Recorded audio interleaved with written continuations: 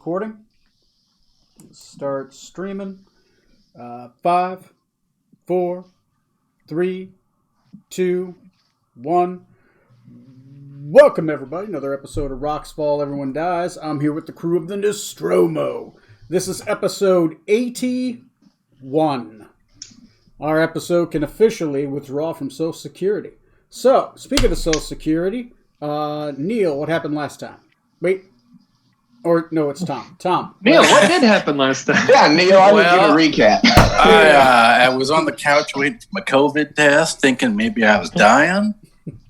And yeah, that was Friday. Yeah. But he got better. Yeah, good game. I was dead. Previously, we returned to Joso with the animated headless corpse of the mind flayer we had slain and turned it over to Fairskin with a full report of what we had learned regarding the mind flayers we had previously encountered in the valley, as well as telling him of Oselius of the Deep now being in the body of a Tarask in the same area. Zorksan spoke with another dragon samurai trained in poisons who inspected the captain's arm, and that was wounded and festering from the beast he'd been fighting before it was banished. After she told him about 20 days left, he went to Aza's shop to inquire if she could cure him of his disease. For a hefty sum, she ripped his arm clean off and cast a spell to regenerate his arm over the next several days. Decadic contacted the fisherman to ask what he knew of the false Hydra, and the fisherman met up with the party after they teleported back to the Nostromo, which is currently in Sea Hall. Outside the Temple of the Scion there, Decadic showed him the incorporeal tone which they had retrieved, and learned it was a Codex Aqua, which upon restoration could grant power over the very sea. Let's see. And then the Cult of the Unwritten brought forth the false Hydras by unwriting the Codex, and by slaying the remaining Hydras, the Codex could be restored. The fisherman also revealed the reason Smoot could not remember Lee Harvey Oswald, nor anyone else for that matter, was that he voluntarily allowed himself to be unwritten from reality in exchange for power. Zorksan asked the fisherman about wanting to confront Sessiva and rescuing Rena, and learned that Rena was actually being held in the very same prison they had ransomed Tatiana from. Zorksan, Strom, and Decadic with Tatiana began touring the shops of Sea Hall, encountering the most frustrating shopkeepers in this entire campaign. At one shop, Strom learned that Whifflix, his mother, had stopped by earlier that day in order to purchase some poison. We are still in Sea Hall.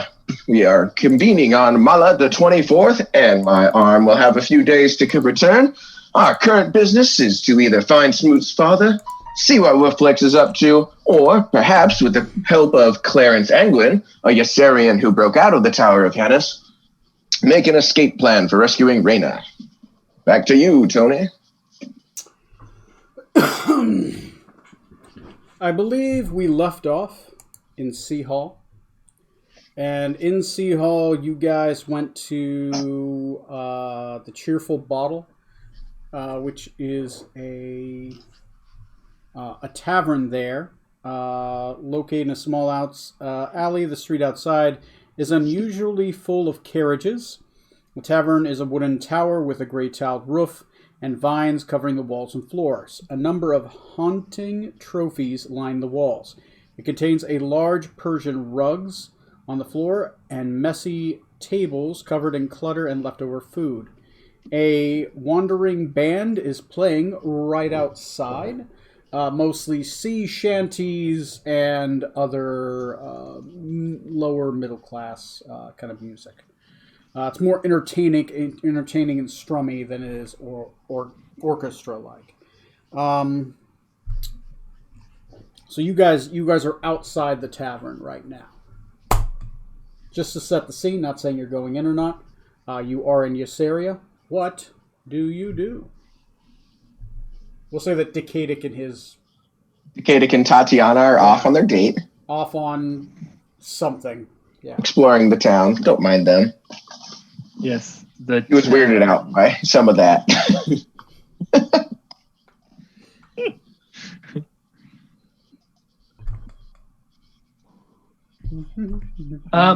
Okay. Random question. Can I smell Wolflix? The tavern? Anywhere. Just Roll me percentiles. Okay. I'll say the higher the better.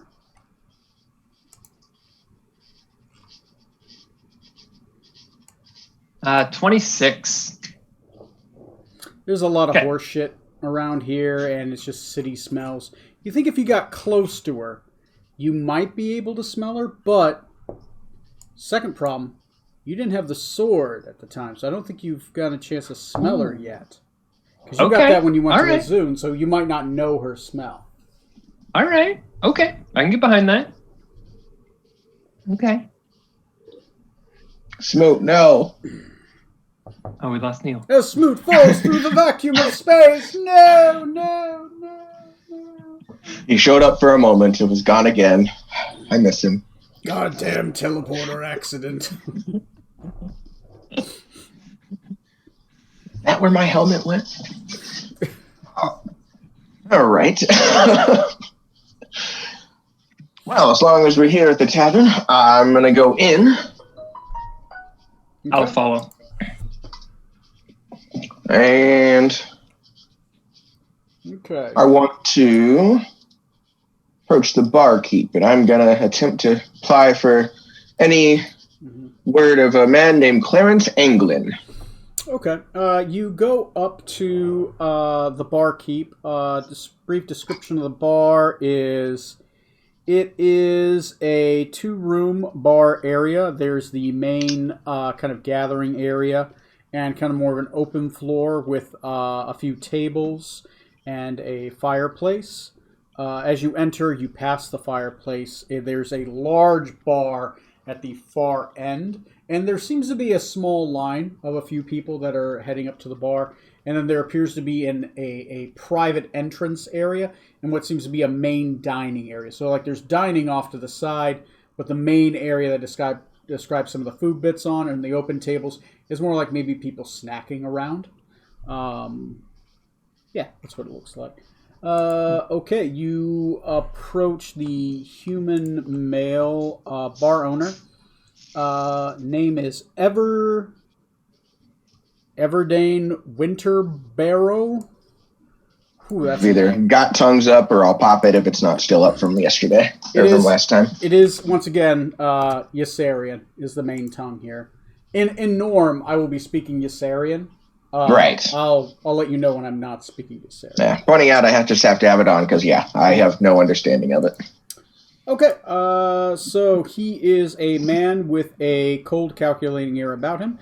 He wears an entirely red suit and violet socks with a chest and with a vest and buckled shoes. He sports a long brown beard and similarly colored long hair. He has gleaming, smiling violet eyes.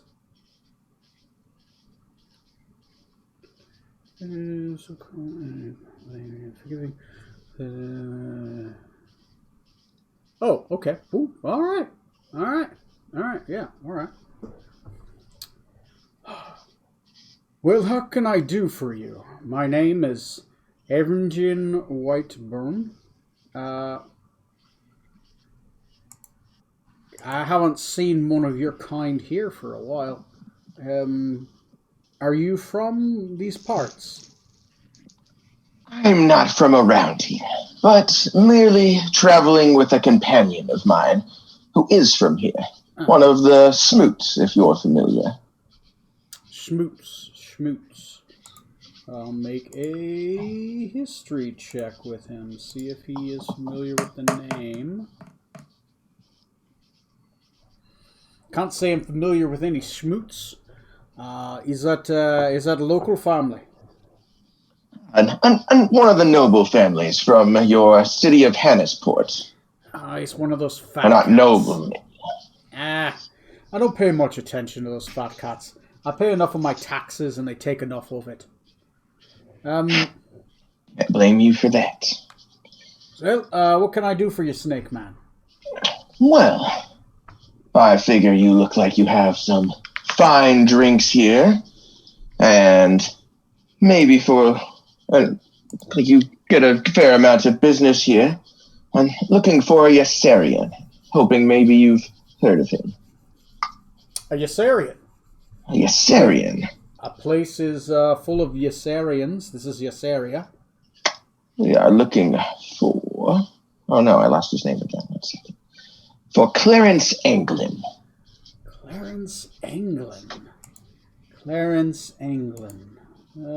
Technically, since he's a bartender, he gets advantage. I'll roll dos dis 20os. Got a reputation, and I'd like to meet him. 7 and an 8. I've heard the name before.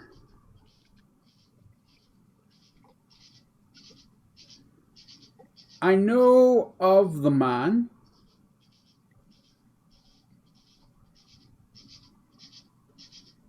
And some of the stories he's told. Some I figured were long. But a snake man's come to go speak and find him. I have to say, as a fellow Ysarian, I'm less likely to want to divulge that kind of information. He's got a little bit of a bias, you know.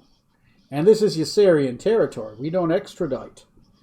You come here looking for one of ours, you're going to get yourself a fight there. A logical outlook to take, but I'm not looking to bring him back. That man has done something that I need to emulate.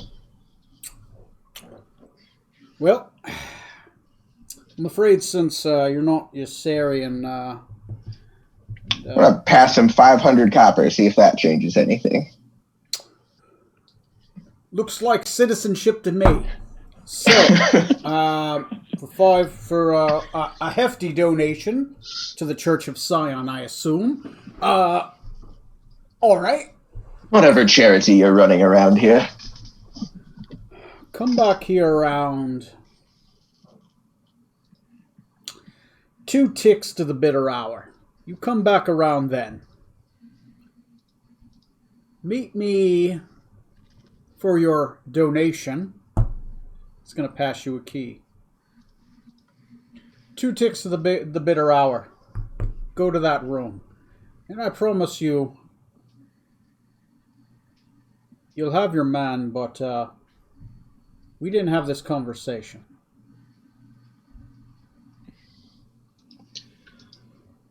You have my gratitude. Good, good. And if things get messy in that bar, if things get messy up there, he stays in the room, he leaves the room alive.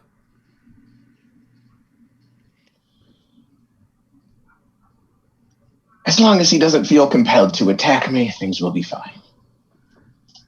He leaves the room alive. You all look pretty capable, and he's a pretty skinny man.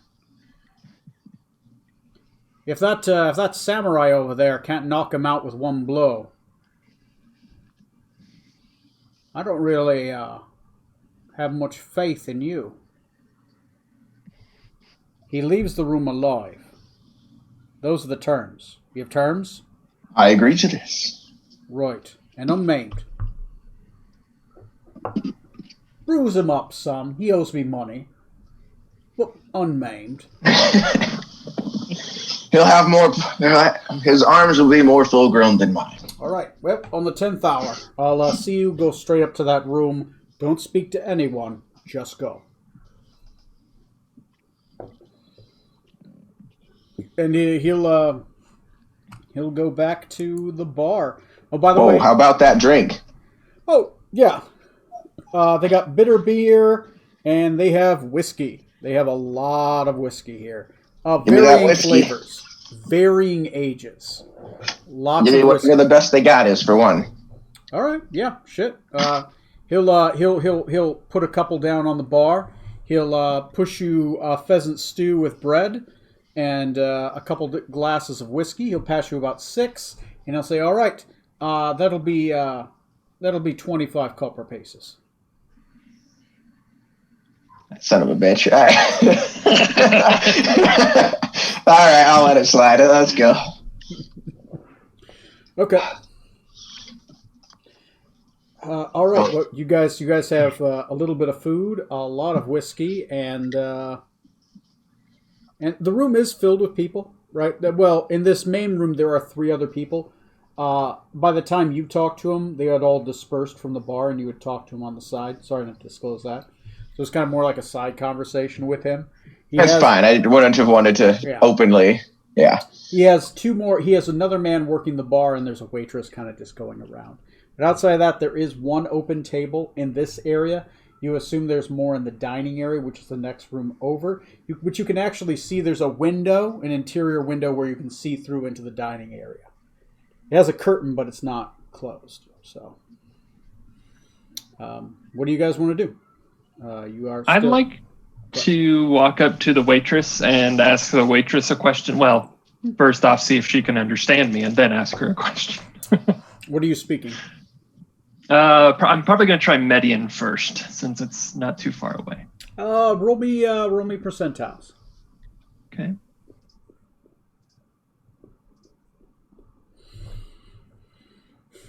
Uh, 12. 12. All right. Oh, I'm sorry, sir. Don't speak the tongue. I don't speak it at all. Your party's over there in the side room. Just I'm assuming that she's not able to understand me, so I'm going to try. So she's saying blah blah blah blah blah blah blah blah, and then she points to the side room. She's like blah blah blah blah blah blah blah blah blah.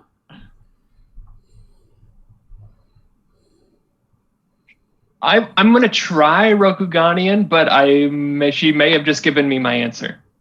So I'm going to try Rokuganian. Okay.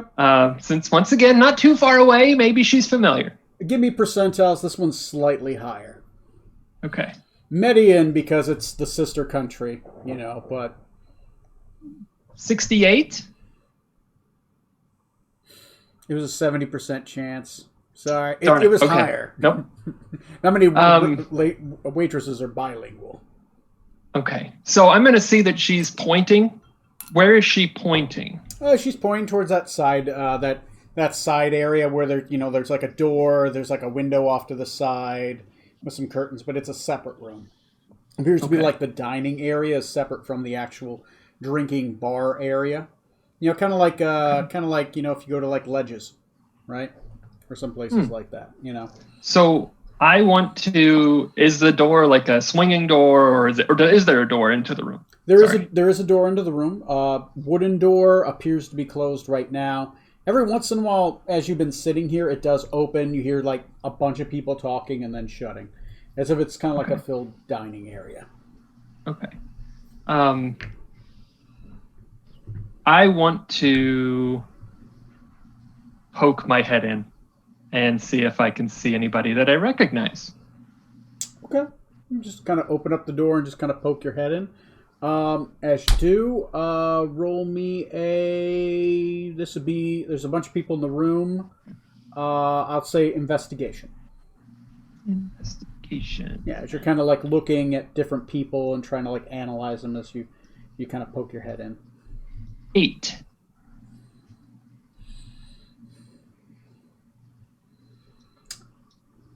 No one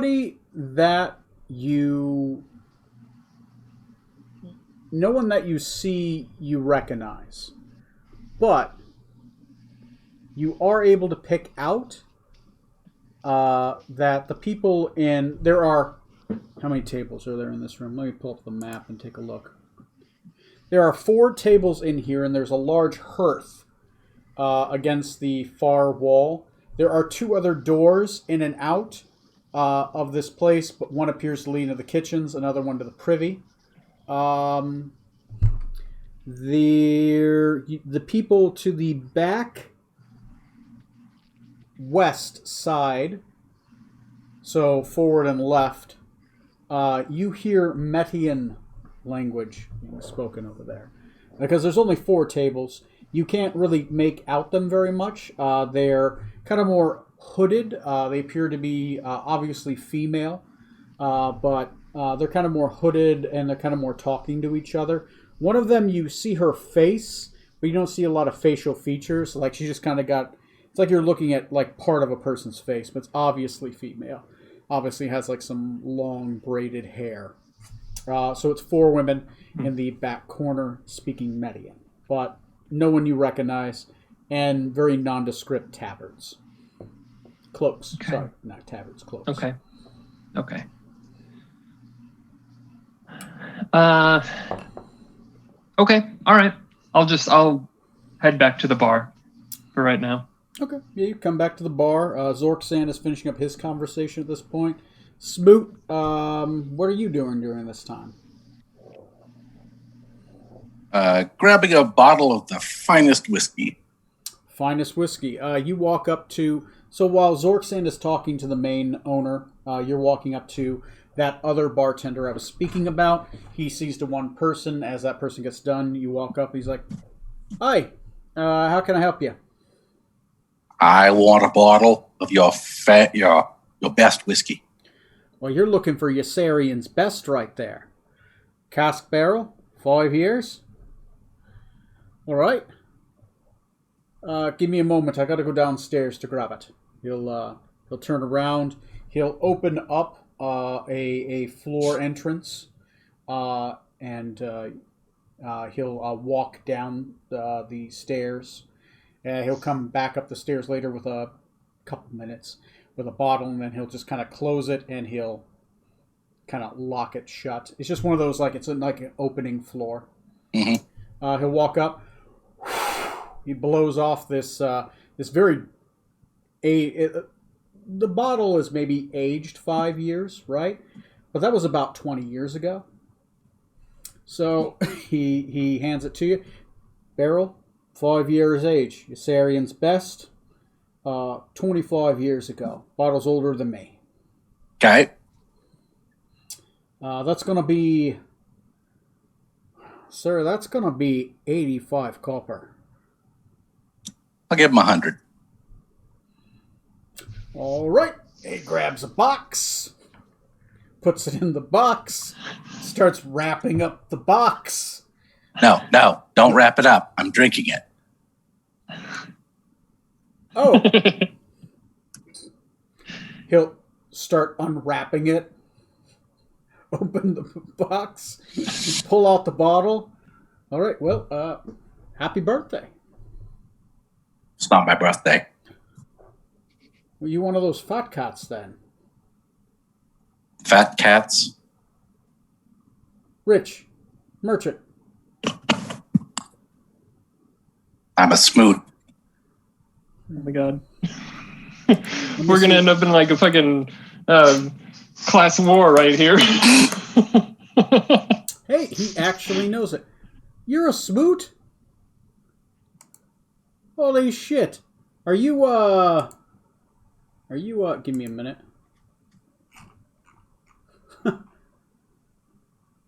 Are you related to Edward? Unfortunately.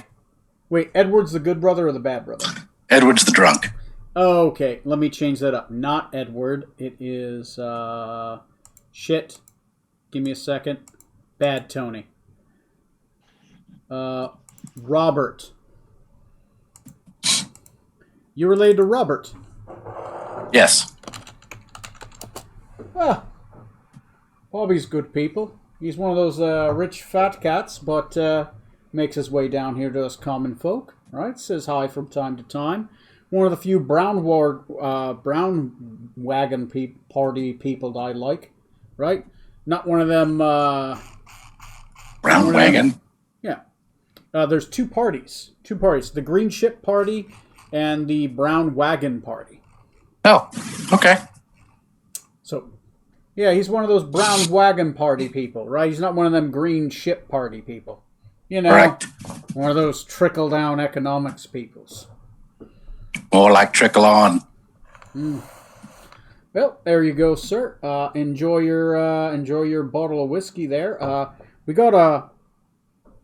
Maggie, stop talking to the swordsman, and would you clean off the table? And this is why you're probably finished talking to her, and she just kind of walks off, and you kind of start walking towards the door. And there's this lady. She just maybe 22 walks over. She just kind of wipes off a table, right? Just literally just smacking the stuff on the ground, pulls up some chairs, and then goes back to grabbing more drinks and serving people in the main area. Would you care for a drink? Me? Yeah. You know, I've never drank in Ysarian's best. At least not that bottle. It's been sitting here for a little while. Well, let's try it. Pull out a glass. I will top it off. All right. Well, I gotta say, it's a little early in my shift, but... Clink. You know, As I pull directly from the bottle. So what brings a smoot to these parts? As Robert and his dad, I know, are always busy in the Senate. You, from the drinking, you're the one that went south. No. Edwin. Oh, the one on... Not Edward. Oh, right, Edwin. So you're the merchant's son. The one that's off doing business off east. Correct. Well, you're back west, right? He kind of looks over... Temporarily. Kind of looks over towards Zorksan. He kind of looks back. Strange things these days. That it is. Who's the freak with the baby arm? I don't know. Walked into this place talking to the owner. It's, gotta say, weird looking. Like, you know, I didn't know snakes had arms, but do all of them have like one big arm and like one little arm? You know, I've never really traveled that far out east. I think one's for heavy lifting. It's weird. Weird stuff. Well, at least he's not one of them, those other ladies, so that's fine. He seems Enjoy. like he's good. Thank you. Head over to the table, plop myself down, Okay. wait for the rest of the party. You are muted, Zorksan. What time is it now, roughly? Right now it's actually about 3 o'clock, so 2 strokes from the midnight hour would be 10. Yeah, so I got a ways to go. All right. Yeah. I'm going to come sit at a table with Smoot and sit there and drink my thing while I wait for Strom to get to the table as well when we decide what to do. Okay. Yeah, Or- you're delicately balancing your stuff and on a plate and kind of set it down. Yeah. Every once in a while, you feel like you reach over with the wrong arm, and you're like, shit. You just grab the right one. Have a drink. My hand is just not as dominant anymore. Was it your left or your right arm that got torn off? My left arm. Okay. Or wait, is Zorksan left-handed or right-handed? I mean, I never really established it, and he's been a two-handed for a lot of the time, but probably would have been right hand unless I had a reason to do otherwise. Okay. Just curious. Although as fun as left-handed sounds at the moment. So what's the... okay, so Strom, do you head back to the table with the rest of them, or... Yes. Yeah. All right. You guys are in a seat. With a weird table. Yeah, the weird table, like heavily armored snake. Well, you look pretty normal. I mean, outside of you're not wearing peasant's clothes. You're well armored. Full plate. Yeah. And Strom looks well. Strom mostly looks human. I mean, unless you take off your shirt, I think, right? Right. Or nipple. Yeah, because at that point, like, you have feathers, right? Because Yes. the rest of it's like behind your hair, I think, is what you said. Mm-hmm. Yeah. Oh, it appears I have plans for us to attend to tonight. In the meantime, is there anything else you two need to do in town? Flesh, have you found any sign of... Well, I forget. You told us, right, Strom, about the poison and stuff? I forget. I assume that I would have. Okay. I assume I would have. Yeah. Okay, so. Did you happen to hear anything about finding Whifflexia?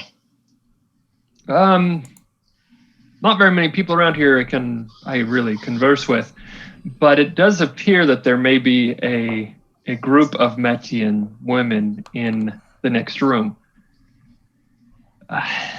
They seem to be hiding their identities very close, or very well. I fear of getting too close on the chance that it could be Wolflix, but I don't know for sure.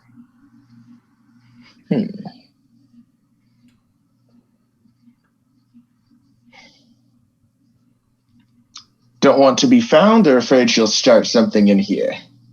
I don't know if I want to make my presence known at this time, especially if I knew that was her. We could try to do something, but I don't know. Well, we should head out and keep an eye for them when they leave, then, perhaps. When the individual that you need to meet, are we meeting them here? Yes. Tonight we'll return. Okay. Hey, Tony, why are we looking for my father? I think you were going to tell him what happened back at home. Oh, yeah. I mean, okay. That was my guess. I mean, you guys... Yeah, no, that's right. That is right. I'm like, why was I looking for him? You just missed him. It's been a while. You want to say hi to Dad. Let him know how you've been. You forgetting why you would have told him it would be on point for the character, right? Yeah, it would. You can blame it on the Hydra, right? Hi, Dad. So what's up? Supposed to tell you something, but I forgot. Oh, yeah. How's Mom? Thousands of miles away. So you got that going for you. Okay. Mom moved out. She doesn't live at home anymore. Hope you're proud of yourself. As you guys are sitting and eating, a guy does walk into the tavern, and he's passing out flyers for a play for tomorrow's nights. It'll be they're gonna have a showing every other day. It's called Comedy of Our Yossarian Cousin, right? Guest of honor is Julius Lincoln, the arch senator of Yossaria. So yeah, that's gonna be going on for like the next couple weeks. And he said he's gonna be at every other or every third showing to try to draw in attendance into the play. Hope he doesn't get a headache. Yeah, and when he's not busy doing that, he can be found on Julius can be found on the Senate floor, Sleeping. Actually, he's rumored to be in poor health. You will hear.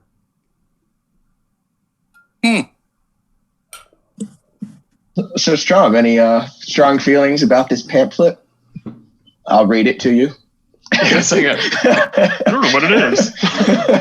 It's a comedy. It advertises itself to be a comedy.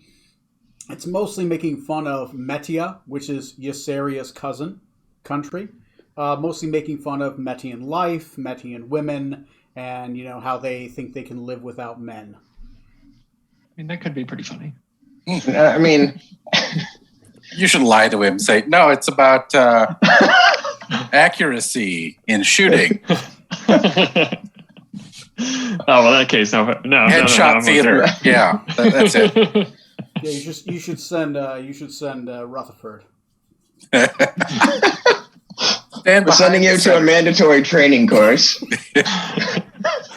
All right, I will show up to the arch senator's booth with my gun. What could go wrong? It's hands on. It's participatory theater.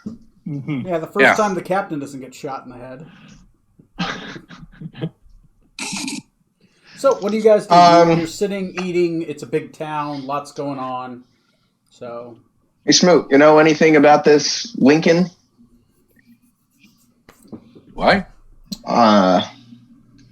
Roll me history. Technically, you get advantage because it's your own country. Oh, good. I know history, but I don't think I care about this area much. I doubt Zorxian studied it too much. Well, it'd be a higher DC. The farther you get away from the country, the higher the DC. The closer. How about a 25? Fuck. That's pretty good. Let me grab the Let me look at the NPC sheet. Oh, that asshole. You know his middle name, where he grew up. Yeah. What size his shoe is. Arch Senator Julius Lincoln. Male, human, about 50 years old. His left thumb is blackened and bruised, but otherwise appears quite healthy. He wears a tight yellow one-piece outfit, complete with pants, vest, and cape. He has white hair, is smooth and relatively long. His blue eyes peer out from beneath a tall black hat and white short-cut beard with distinctive mole on his left cheek. You know him to be extraordinarily passive and rarely speaks, but does speak frankly and honestly when he does. His respect, as difficult as one would find to earn, is unwavering. Those who might then prove themselves to him, a bar set well above a reasonable standard, he trusts with impunity.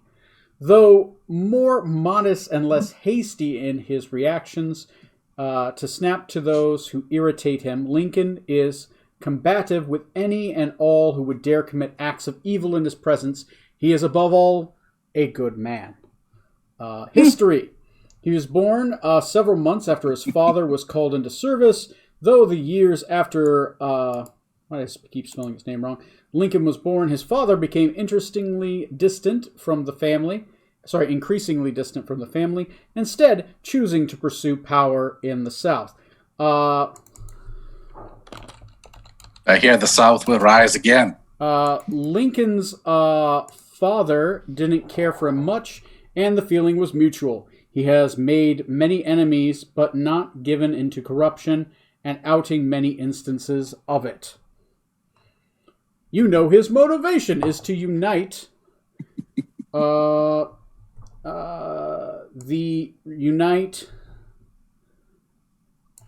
me fix this. The southern and eastern towns of Ysseria and its splintered parties. His ideals, this is what a 25 gives you, by the way. His ideals, justice, flaws. He is shy but trusting. Bonds, military family. Occupation, arch senator. You know him to be a bard by trade of at least above 14th level.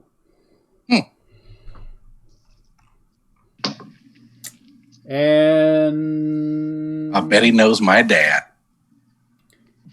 Yes. So there you go. That's why you know him so well. He hung out at your house a lot. You know what? That makes sense. Lincoln is the head of the Brown Wagon Party. So, makes sense. He would probably visit your dad because there are 5 towns. There are 10 towns in Ysseria, right? 5 of those are of the Brown Wagon Party. 5 of those are in the Green Ship Party. Primarily. Almost split north and south. So, there you go. Little Ysseria lore. I'm going to grab a drink. You guys talk about what you're going to do next. You know, perhaps we should drop by and visit the arch senator. Strom, not to be overly paranoid, but does this sound like someone their dear mother might have an interest in? Sounds exceedingly easy to locate at the moment. If she is willing, or if she is trying to... I suppose topple the patriarchy. How proud of her? How proud of her country is she? In this play, it seems like an insult to her way of life, potentially. Yes, this could be something that she is interested in. It does seem to be also that she's making herself a little too well known. Well, I suppose that there was a golem that let us know that she was even in the town. And she may be in the next room, for all I know. We haven't been paying attention. She's standing behind us. Yeah. It's very possible that she may be involved, or try to get involved. So it may be worth trying to keep the good Arch-Senator alive, or at least watch him, just in case something were to occur. Do we expect something to occur? You missed it. Well, Wolflix does have a... Yeah, my computer went belly up. Wolflix does have a very powerful poison that she purchased here in town.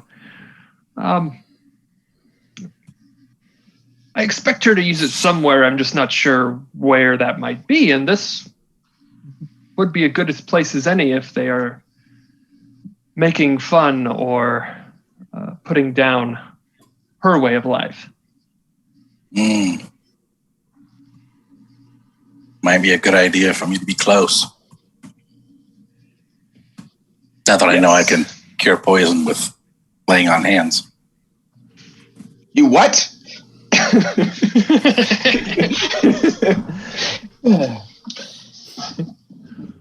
you That say might that, cure your little disease. arm just kind of flaps around a little bit angrily.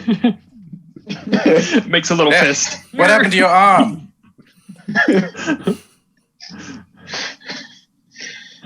It was sick. You were there, but you were too busy eating tacos with Rutherford to help with anything.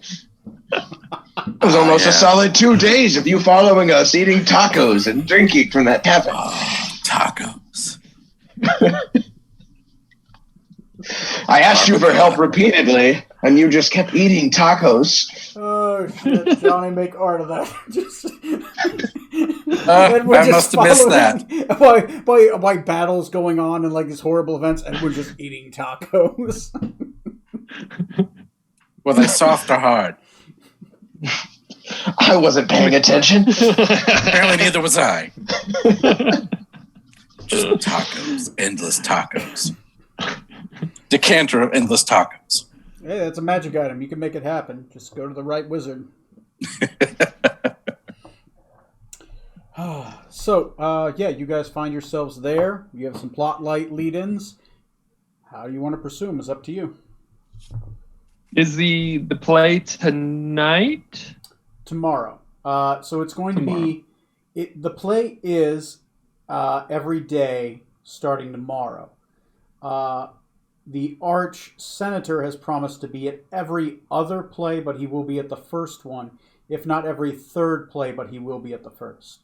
As his presence trying to draw up more nobles going to plays. The first couple is, of course, the one that we spoke about, the comedy of our American cousin, our Metian Ysarian cousin. I assume he's getting a box. Yeah, I mean, he's the Arch-Senator, of course. Because you rolled a 25, you assume he does have a box. He would not sit with the common folk, but he would address them from the common folk. Most senators would also have boxes. He himself will commonly sit, or his prelate will sit in the center of the Senate, as when the Senate is held every Wednesday, which is not tomorrow, but the next day. And he is said to... Nope, you haven't asked, so I'm not going to give you any information. How hard would it be to get the box next to his? Probably money. I mean, the guy that's selling tickets is just over there. Let's go get some tickets for tomorrow. Okay. What do you think, guys? Okay. Let's do it. Okay. The guy selling tickets is over there, and I assume you flag him over. Wave the bottle at him. Wave the bottle. Oi, good sirs. You read the pamphlet. Are you interested? I hear the Arch Senator is going to be there. He's going to be there on the first showing, and every second to third. We can't promise which, but he promises to attend. If not his wife, if she is in good spirits. She's known to be a little wily ever since her son Bobby died. I would like to purchase tickets as close to the Arch Senator as possible. I mean, we can get you. I mean, I can get you in the box right next to his, but we do have some tickets reserved for some senators. If you wanted to try to buy them off them, I don't mind you buying mine, but depends on how close you want to get. I assume if you're trying to lobby the senator, you might want to talk to some of the senators in the. I sold 2 tickets. I sold 4 tickets to the Blue Ship Party and 2 tickets to the Green. The Brown Wagon Party. So it's the Green Ship Party and the Brown Wagon Party. Yeah, Brown Wagon Party has 2. Green Ship Party has 4 tickets. How close are your tickets? They're the box right next to us, and I got the box from across the way. Do you want to look at them, or you want to, bend over and just kind of wave at them? So many jokes to make. What do you think, guys? The tickets that the senators have, are they in the same box? Oh, yes, they are. There are only so many spots, and the Green Ship Party bought the lot first, but we did reserve 2 upon request from the Arch Senator that some of the Green Ship Party could accompany him. So we were able to save him 2 seats. Of course, him, his wife, 2 of the Brown Wagon Party, right directly next to him, and then behind him 4 members of the Green Ship Party. Don't know who, just sold it to the party. They paid a huge premium, though why they sent those strange women to buy him, I have no idea. I probably wouldn't be able. I wouldn't understand him, so I'm assuming that you're translating for me. Yes. Yeah.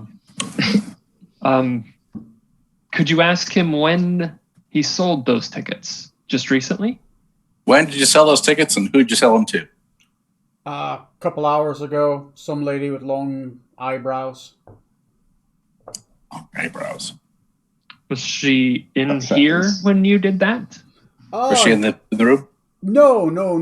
It was right outside the apothecaries. She was coming right out.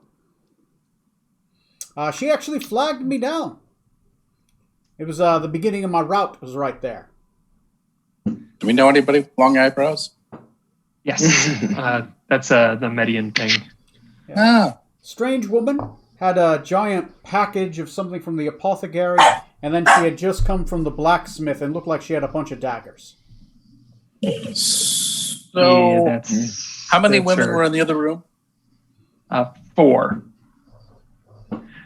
So A bunch what we of could daggers. try is say, and this is me talking to you guys, you don't need to translate this. Speaking Nandian. Yes, we have him take a flyer, because I'm assuming he still has more, to that table in there with the cloaked figures. Maybe we can figure out if it is the same ones or not. At least so we know where she is. Okay. Might be beneficial So, to us just to make sure we know. to the guy, for 20 copper, I want you to go in the other room and pass out flyers to a table of 4 women speaking Nandian. Nandian. The beast speech. Is it Nandian? Median. Uh, Median is Median. Median. Sorry. You guys are speaking Nandian because you assume that's like So Median. far away country. Yeah. So Median. Uh, They're cloaked. sure. I was going to go in there anyways. You just want me to try to sell him some tickets. Yeah. See if you recognize them. Sell them tickets. Get a good look at them. Come back here and report. I'll look at women for 20 copper. Yeah, I'll do that. He struts off. All right. I just want to just watch because you said there's a window, right? There is a window. It is on the far. So if I was to make this room a box, right? They are in this corner. The door is right here. The window is right here. It's by where the bar is, right? So you could go over there. You just have to make your way and sit by the bar, and then look this way. Okay. So it's not I want to do that shot, just to it's see. kind of like an angle. Yeah. Okay. I'd like to do that to see what type of reaction there is. And to remind you, this is the way to the kitchens. This is the way to the privy. Yeah, because I said there was 2 other doors. Okay, so you make your way over. Roll me a stealth check, right? Just to kind of like nonchalantly kind of peek over, because you kind of got to sit at that corner booth and kind of like look over a little bit, just so you get the angle. That's a 6. That's fine. The other bartender's kind of looking at you, but I mean, if you buy a drink, you assume he'll just not care. I'll go ahead and do that once he kind of sees me. I was trying to get his attention or something. Yeah. You spend 3 copper for for a lager of a stout beer. Okay. It's bitter beer, but it's fine. It's hoppy. It's just more like a what's a really bitter beer? The black one. Stout? Yeah, it's a stout one, but it's like black. Guinness? It's more like a Guinness, like you're eating your beer. It's a sailor's beer, right? It's a meal. So like a liquid ration. So you do have an eyeball on them. You have such good perception. I'm not going to make you roll on it. So actually, I will for you to pull out, because a thing's going to happen for you to be able to pull out like pieces. Roll me a perception check. This is sight-based, by the way. Okay. So there'd be 17. 17. All right, that's pretty good. That's 3 pieces of information. You see him go over. He does walk over to a couple, like he's building up his courage, and he just kind of walks over and he goes up to the table. He makes a big flare about it. He pulls open a coat. He starts pulling out flyers, handing them out to the ladies, and they're like just keep doing this. Eventually, he just keeps not getting it, and he keeps looking, and eventually he reaches in and he grabs one of their hoods and he starts pulling it back a little bit. As it does, a lady stands up. At least at first you thought it was a lady. It's probably still a lady, but she's 6'9", 6'10" as she stands up, and you maybe couldn't tell from the side look, but as she stands up, she is much wider than a normal person. She stands up and she slaps him. He falls to the ground. He rolls and hits one of the tables off to the side. And as it does, her hood will fly back. And as her hood flies back, you recognize her. This is Mistress Allentine. She is one of the trainers. She is the mistress of labors.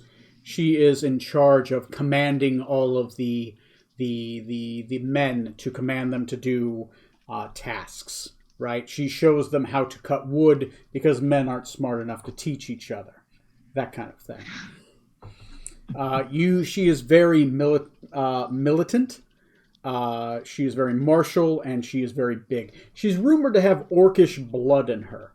Right? She is humanoid. She has no orcish figures, but she is very Neanderthal and very muscular. Much more so than you would expect a normal human to be.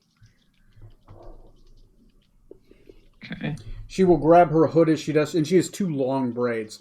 She will grab her hood as she does and kind of just pull it back over and kind of turn around and kind of just gesture to the group.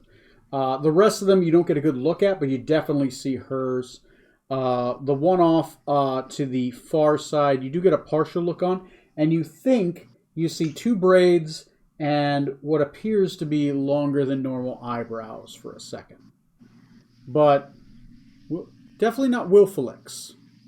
Because Wilfelix was bald, if I remember right?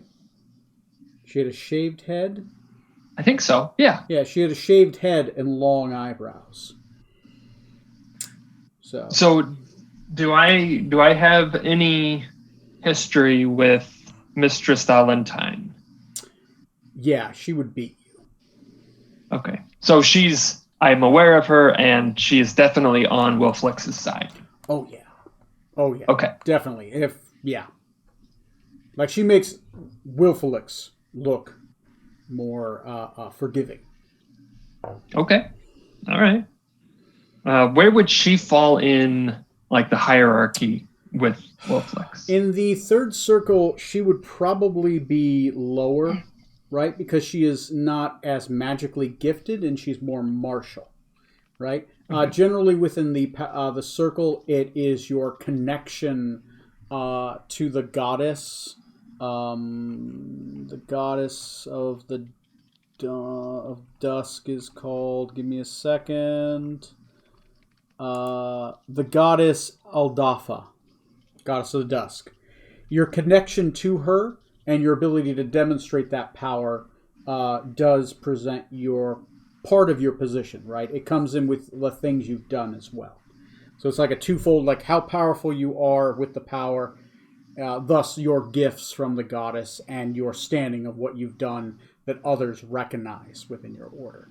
So she's done a lot to recognize herself within the order, but her power is relatively low. Like maybe she's got a bunch of fighter levels and maybe a level or two of cleric, right?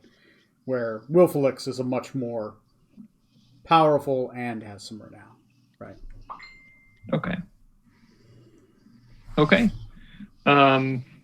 I'll go back to the group and report what just happened, and wish that I could have recorded it if some kind of device existed.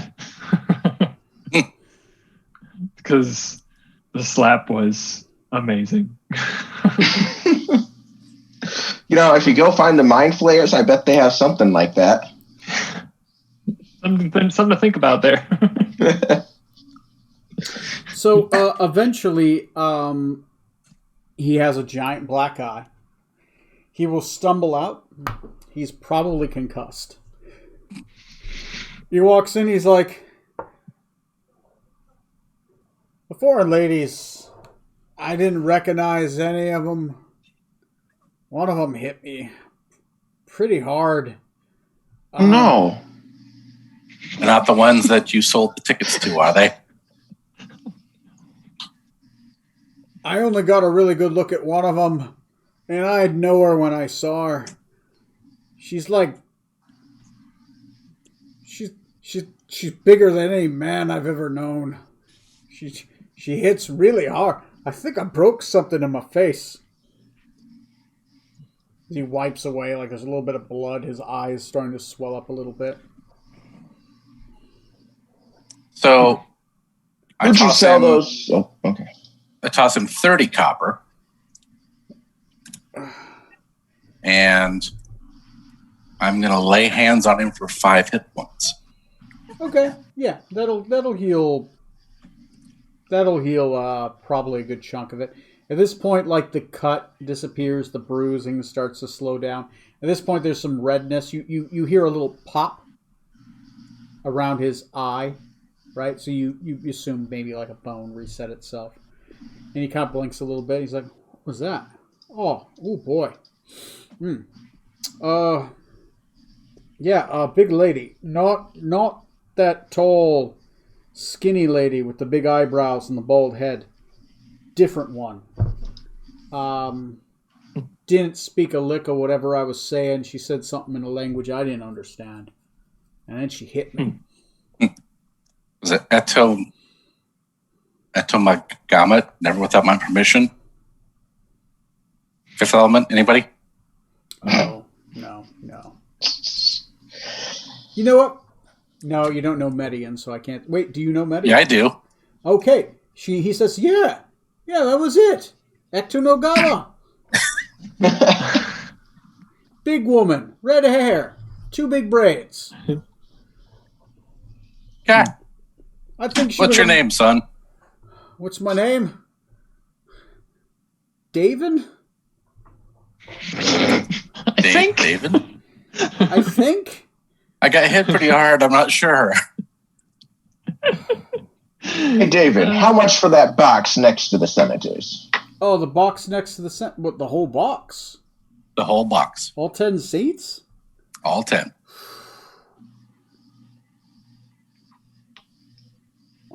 It's going to be 1,400 copper pieces right there.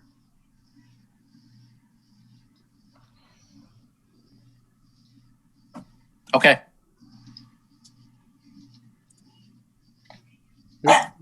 You got that much copper on you right now? I don't got a box on. Chink. Oh boy, I'm gonna get mugged. Bring that out front. I'll give you chits. You take that out to the clubhouse, right? I'm not carrying that on me. And you give that to them, and they'll give you I gave you the chits. You've reserved the seats, right? They'll give you the stubs and everything else with it, sir. For tomorrow night's showing. Okay. All right. Well, what senators did you say had tickets? 4 from the. Give me a second. He's thinking past his concussion. Yep, 4 for the green ship, the green ship party, and 2 for the brown wagon party, as well as 1 already taken, obviously, by the arch senator's wife and the arch senator himself. He'll definitely be there. His wife may or may not. She's a little. She's crazy. It's fine though. She's known to be hysterical. I met her. Give me a second. Did he bring the family on house calls to your house? Yeah. You got a 25. Yeah, you definitely know Mary. Mary Lincoln. Mary Todd. No, Mary Trevor Lincoln, right? Copyright. well, okay. Maybe. I don't know. She's a real person. Anyway, it's a fantasy world. Mary Lincoln. Mary spelled with M-A-R-R-Y. No, M-A-R-I-E. Marie? Marie Lincoln. Lincoln spelled with 2 L's. Wait, there's already 2 L's. 3 L's. Like your 4. The last one is silent. Lincoln. That's the silent Q. Okay. Oh my god. Which this guy's probably lost the letter Q. Yeah, probably at this point. Okay. So we got the whole box. Got the whole box. Box right next to him. You know that box to be about 2 cubes away from his box. So you're separated by about 2 squares. 10 feet? 10 feet, yeah. 5 feet of wall, and then a half foot each side of clearance. Okay. Okay. What else do you want to do? This has only been about, I'd say, about 30 minutes worth of stuff. Let's see. We've got a bottle of really good liquor. We watched a guy get the crap kicked out of him. Do we want to make the arch senator aware of our suspicions? Do we? No. Depends on how he'd react. With my It may be 25, better. how would he react? Sure. You Oldest know that advisor he friend. trusts those that he trusts with impunity.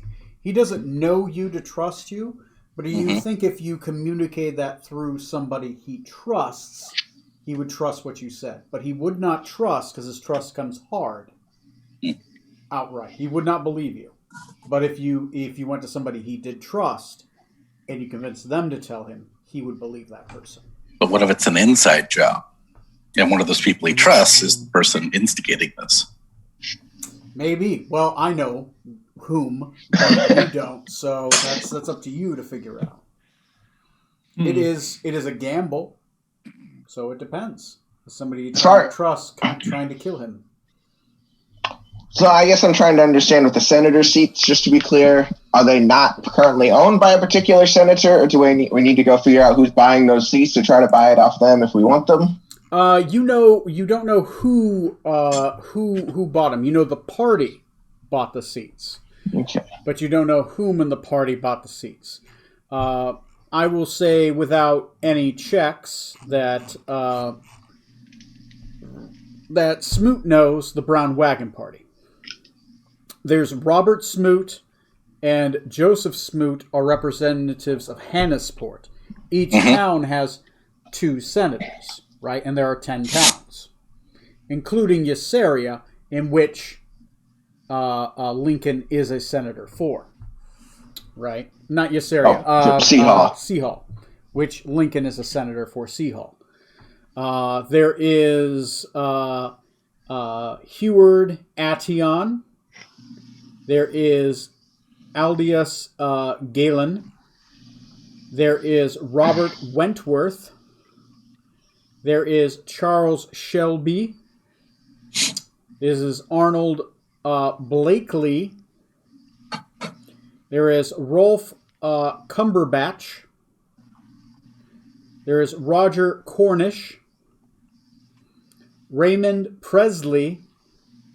And of course, the Arch Senator Julius Lincoln, who is the split tie. There are technically 3 senators of Seahall because they own the party. They get the extra seat, so they the Arch Senator is the tiebreaker. So they have 51% of the votes. Technically 52 since it's 21 people. Yeah, whatever. Okay. Well, at least the country's being run by the dependable Brown Wagon Party. Go ahead and make me a history check to know if you know anybody from the other party. With advantage? This one's going to be straight, right? Okay. It's the other party. I gave you the main party as a gimme. It's only a 20. Fuck you. You get 5. You know that the leader of the Green Ship Party is a Bertram Morey, and you know him to be distinctive because he's always wearing a black helm that has been passed down from father to father to father. He's always wearing it. He never takes it off. It's always weird looking and awkward, and you never see him eat. But he's always wearing this black helm. There is General Wordsworth, and there is Godfrey Digby, and there is Godfrey Hickeby, no relation, and there is Guy Clare. Is his middle initial E? I didn't get a middle initial, but it is now E. Guy E. Clare. Eclair. Eclair. That makes me happy. Thank you. That's right. Okay, you know 5. So there's 5 senators on the Green Ship Party you don't know.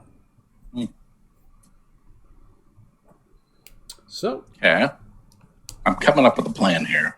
Okay. I'm excited. What you got? Well, let's see here. Figured if we could buy one of the senator tickets, then we could have at least one person in there. And if the other people are one box over, we can be pretty ready to go in. If his wife does not show up, whether we can be a guest of the Arch Senator, or probably none of us, or at least none of us, are going to be the right stature to disguise ourselves as his wife. If only Decadic were here. So, are you suggesting we get rid of his wife to free up and open seats? I mean, maybe. I mean, we can arrange for that, I guess. Is it? You don't mind, do you, Smoot?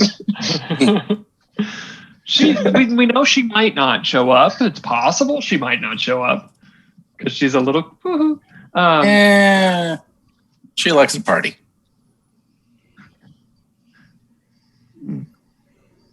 Ooh. What does she like to party with? Are we gonna go visit them? I've got two ideas here. I can do detect evil and good with a 30-foot radius.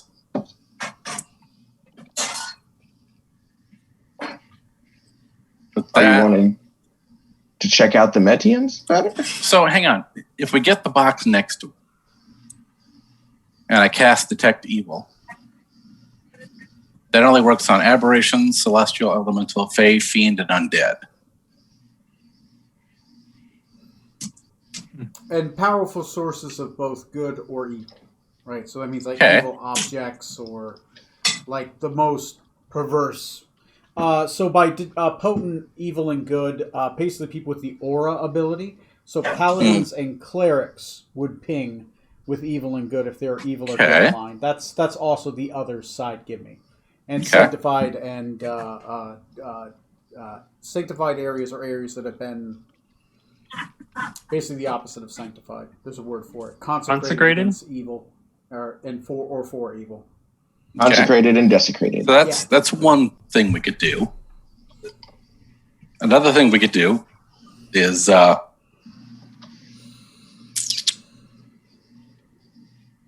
Zone of Truth. 15-foot radius sphere centered on a point of my choice within range, within 60 feet.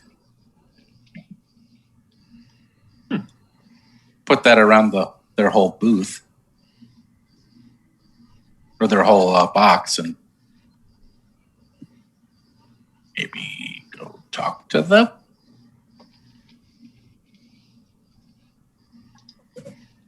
Sorry, the ones over in the other room or at the showing, at the performance? At the showing. Okay. Like, hey, you gonna kill the senator? Well, Quick question about the poison. With this wyvern poison, do I know if there's like a method of like how it's, what's the word I'm looking for? How's it normally? Yeah. Can you do you have proficiency in poisoners kit? No, I have herbalism, but not poisons.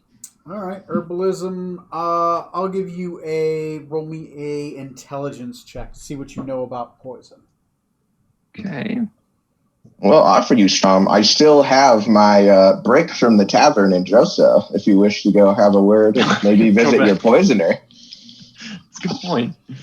13. 13. Most poisons, that'll give you base information without proficiency.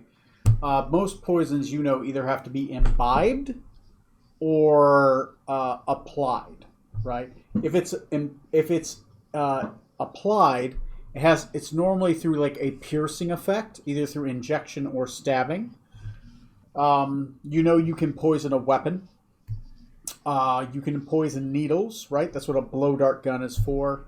Or you can poison maybe a syringe. You have seen those before as well. But normally most poisons are put on food, wine. It really just depends on that. You do think that more than likely it could be ingested, right? That would probably be the least detectable and the more convert, right? Because people die from food poisoning. But stabbings would also, or injecting or blow darting somebody would also be a way of delivering the poison. You do know wyverns to be poisonous creatures, since they are slightly draconic and are prevalent in Rokugan. Draconic and prevalent in Rokugan. There you go. Words. I haven't done that much.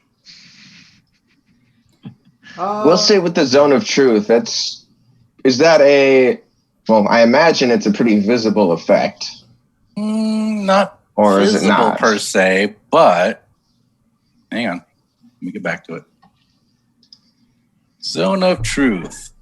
You create a magical zone that guards against deception in a 15-foot radius sphere centered on a point of your choice within range. Until the spell ends, a creature that enters the spell's area for the first time on a turn or starts its turn there must make a charisma saving throw. On a failed save, the creature can't speak a deliberate lie while in the radius. You know whether each creature succeeds or fails on a saving throw.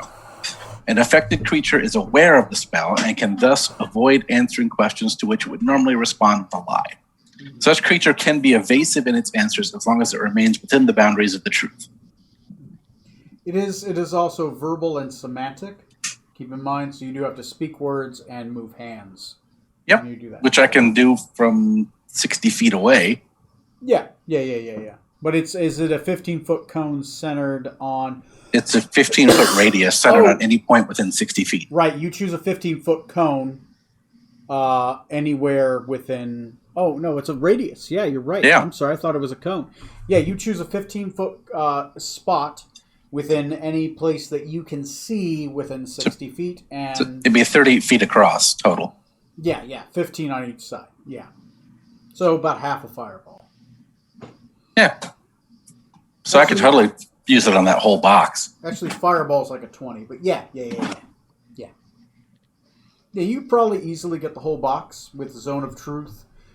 Keep in mind, it is a spell, but yeah, that's about it. I do think they get a Chaw save, but... You know, Correct. Yeah. And if they fail, they know they're under effect of a spell. Well, no, the interesting thing is, if they fail, I think it's An affected creature is aware of the spell and can avoid answering blah blah blah. On a failed save, the creature can't speak. On a failed save, the creature can't speak a deliberate lie while within the radius. You know whether the creature succeeds the saving throw or not. So I know whether they fail or save. Yes. And then they're aware if they're under the effect of the spell. Yes. So if they're about to speak a lie, they make a saving throw. You know if they succeed or fail the charisma saving throw, and then they know whether they can lie or not. Like they feel themselves, it's like breaking through a barrier, right? Gotcha. But keep in mind, you know if they succeed, but you don't know if they're actually lying or not. That requires insight and... A skilled liar can still lie regardless. I'm trained in insight. Yeah, there you go. Somebody's got a bullshit detector. All right, I like it. So, I mean, I would have to get into the box Yes. to talk to everybody. Yeah. But I do have the family name, and I am a noble. Mm-hmm. And the ticket in which you know some people in the party, Mm-hmm. and there are 2 open seats that are owned by the party. Mm-hmm.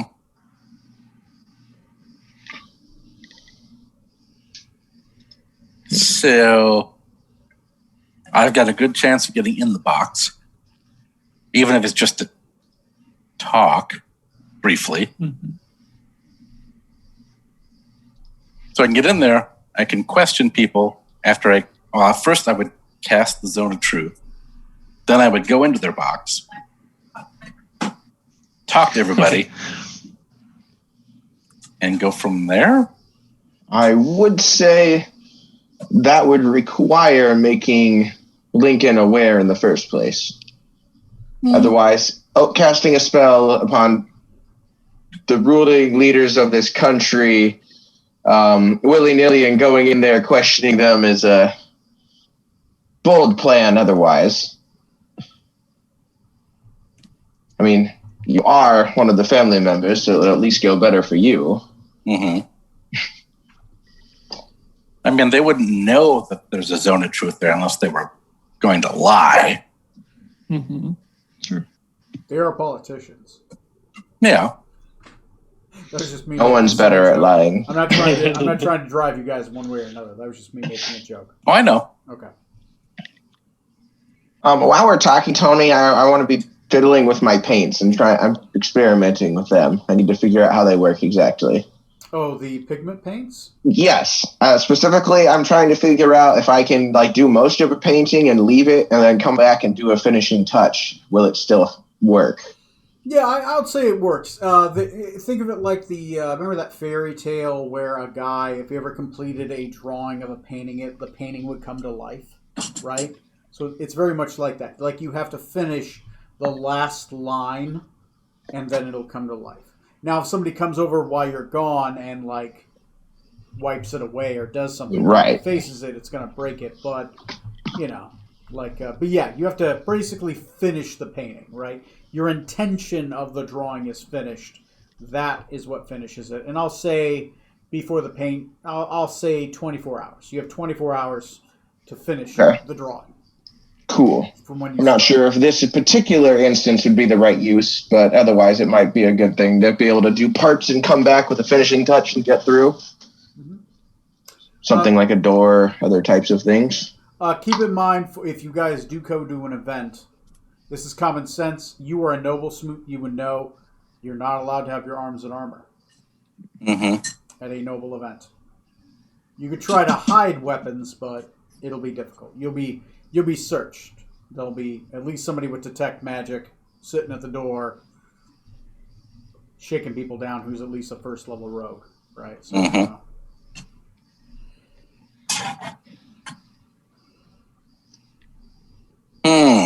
But not saying you couldn't get by him.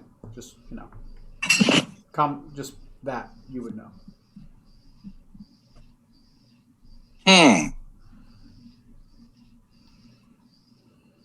So, do we let him know or not?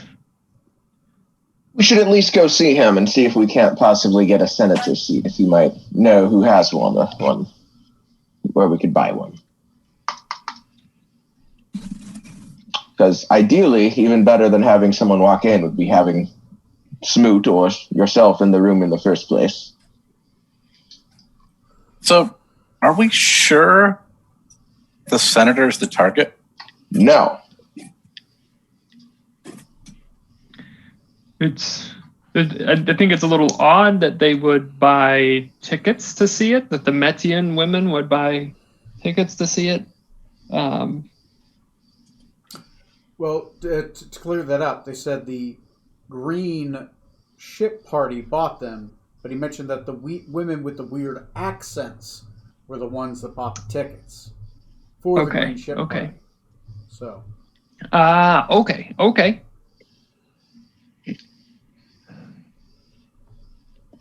Do anyone in the green ship party have...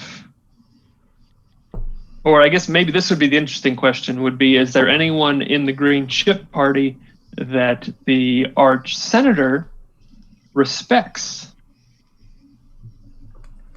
If it's hard to gain, this individual could be an ally to us, or at least an ally to him that wouldn't want to see anything negative happen to him. I like that.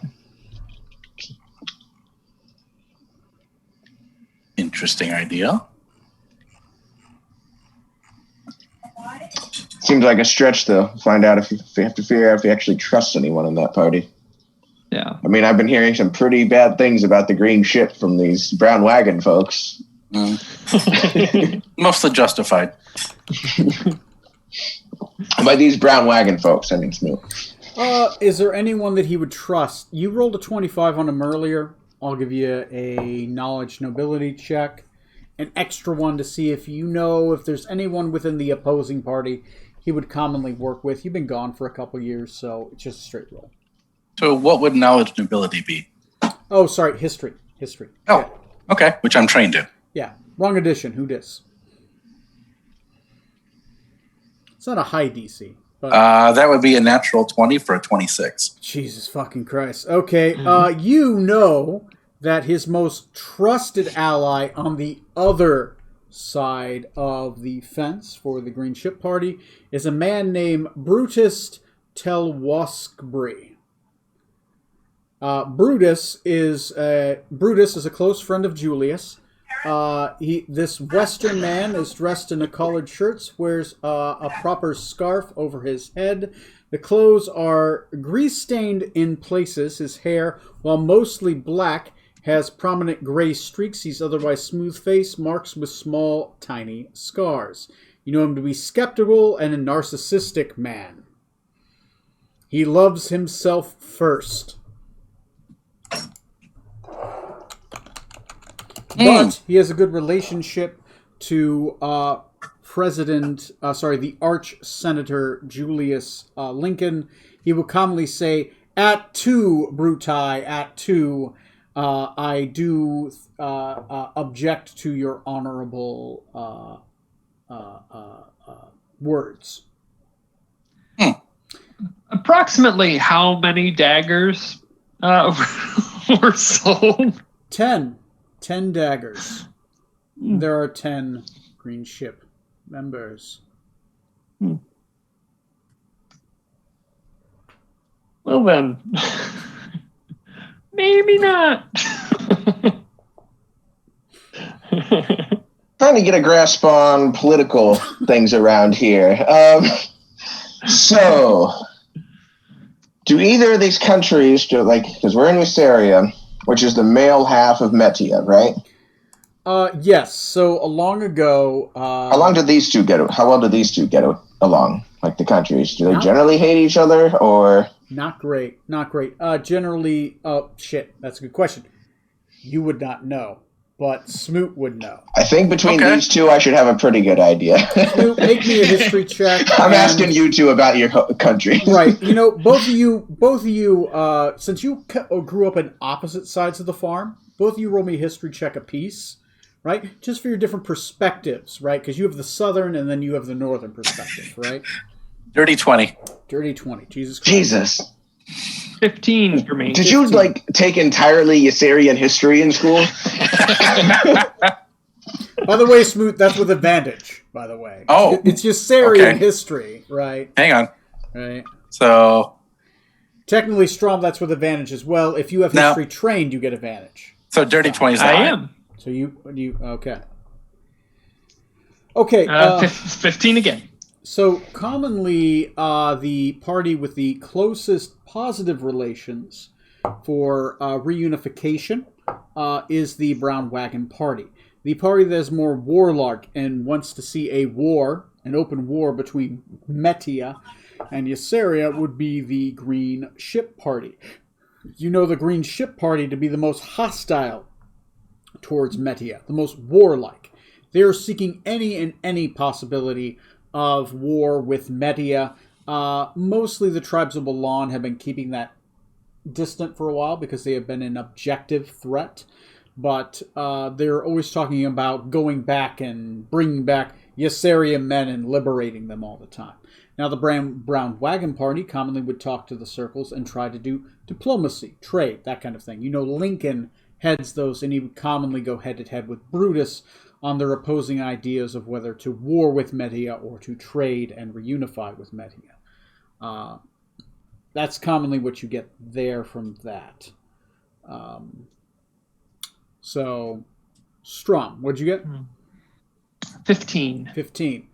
The general outlook, especially since you were from the third circle, when you were a child, it was generally good. You have fond memories of a Yserian senator with whitish hair and a long black top and a distinctive mole coming down to visit your grandmother, right? And they would always talk positively. They would talk about reunification. They would talk about trade, that kind of thing. You normally busy, like doing drawings in the corner and just kind of hanging out. But commonly, it's generally good. After your grandmother died, things got a lot worse. The man stopped coming around. There was a talk of war. It commonly just rabble-rousing, speaking bad of Ysseria, that kind of thing. So it was like a 180. It turned on, instead of we must be friends with, we must destroy Ysseria and liberate the women from Ysseria so that they can rejoin the circles. And I wouldn't have... would I have been too young to know this individual's name? Roll me an intelligence check. since things are starting to click in your brain since your memories have recently come back from that time. 21. 21. Yes, Julius Lincoln was a close friend of your grandmother. And your mother spoke badly of him. Okay. So I'll share that. Well, yeah, obviously we're talking about what we know, so I would share that. And I would realize that, he was friends with my grandmother, so not only would I want to talk to him about what he remembers of my grandmother to try to make some more connections, but also because I realized that he was a good individual, that I would make sure that he didn't die. So I would like to go talk to him if that's okay with you, Smoot. I think the two of us could, my family connections, your family connections, we might be actually be able to get in to see him. Yes, I would definitely be willing to try. And maybe if we can track down my father or my brother,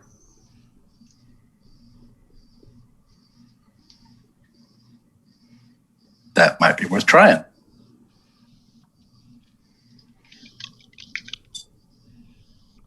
Well, let's go make some house calls then, shall we? Okay.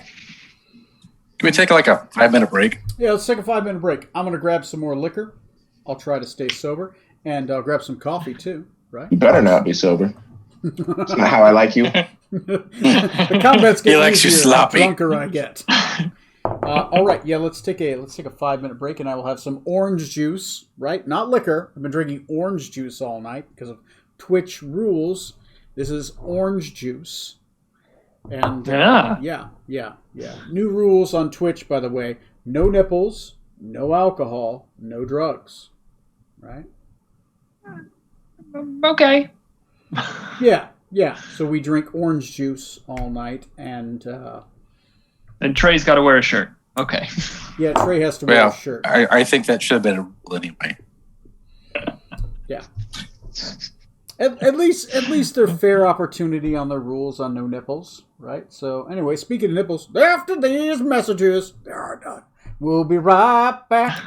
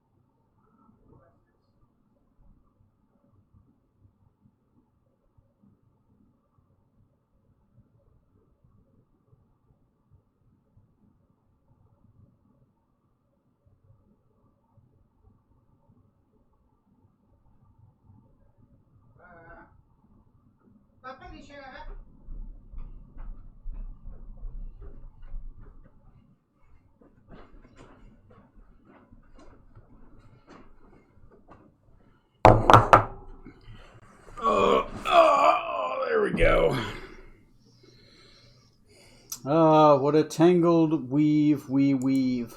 Web, we weave, whatever. Weave, we web. That's right. Oh, coffee. Sweet ambrosia. Nothing like 9 p.m. coffee. Oh, boy. One of these days, you guys are going to make it to the Lonely Mountain.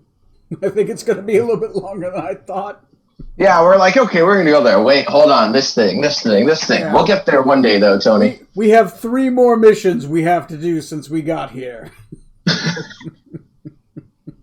We're trying to do that completionist run. We're going to stop and see if we can't finish off our whole set of side quests first. I have 350 quests on a back burner on a random generator, right? With full write-ups, with dungeons and NPCs. So, yeah, that will never end. That will never end. I subscribe to a lot of patrons. I'm a patron to a lot of Dungeon Magazine generators. So, Do you have that one where they have a terrace captured in the basement and they power the city on it, basically? yeah. Yeah, that one sounds pretty cool. Yeah, there's some crazy shit. There's some crazy shit in those. Got one the other day where it's like a person summons demons through Cthulhu dolls. Right through dolls. They summon their eldritch horrors. It's kind of a mystery survival kind of city mystery kind of thing. Right, where there's this corrupt evil doll maker who makes dolls that kill people. So it's kind of like the Puppet Master.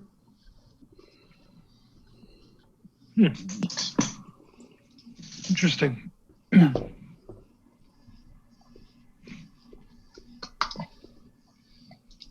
Strom, I'll point it out to you in case it comes up for helpfulness. / I'm just going to give you one to hold on to. You should take one of these Dust of Disappearances. Is it Dust of Disappearance or is it Dust of Destroy Corpse? I have both because I wanted the first Dust of Disappearance, and you thought I was talking about that other thing, so it sold me that, and I was like, hold on, this. And then, Okay, yeah. Because he had both. So, yeah, I have 5 of each. Okay. So I'll give you one, and specifically, this is the you disappearing, not the corpse disappearance. I mean, if you want a corpse disappearance, you can have one, but... I don't think I need one. Yeah, so the main point of the dust is... Dust of disappearance, you say? Yep. It's a packet. You tear it open and toss it in the air, and everyone within 10 feet of you becomes invisible for a little bit. That's awesome. Pixie dust. Yeah, there it is. If you snort it, you'll see colors. Ooh. So I was just looking at editing my spells. Okay. I'll take detect poison and disease. Okay. Were you going to Purify food and drink. You can do that for the next day, or? Yeah. Okay. Yeah. And then protection from poison. Okay. Yeah. Is the performance tomorrow? For the first one, anyway? The performance is going to be tomorrow. Yes, tomorrow at technically 7 p.m. around there. The people start entering around 6 p.m. The show starts at 7 p.m. The matinee is at 8:30 p.m. And then the second half of the show starts around 9 p.m. after the matinee, and then the show ends at 10. In which case, there is a dinner afterwards at the theater, and then generally everyone has to be gone by about 1 p.m. That's in the brochure you get. It has a full schedule to it. Okay. So yeah, I guess we're going for your father or Lincoln. Give me a try. Hang on. How does Lincoln feel about my family? No, you know him pretty well. He generally likes. He knows your father well. He has done business with your father over the years. You're unsure about how he feels about your brother, right? Because your brother's only been a senator for the last couple years. Yeah. He took over after your uncle decided to retire. Because there are 2 senators per town.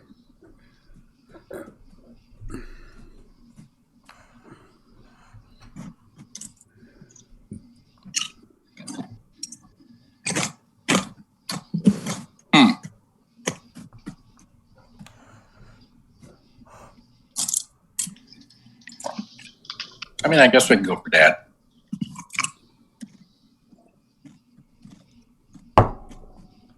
Okay.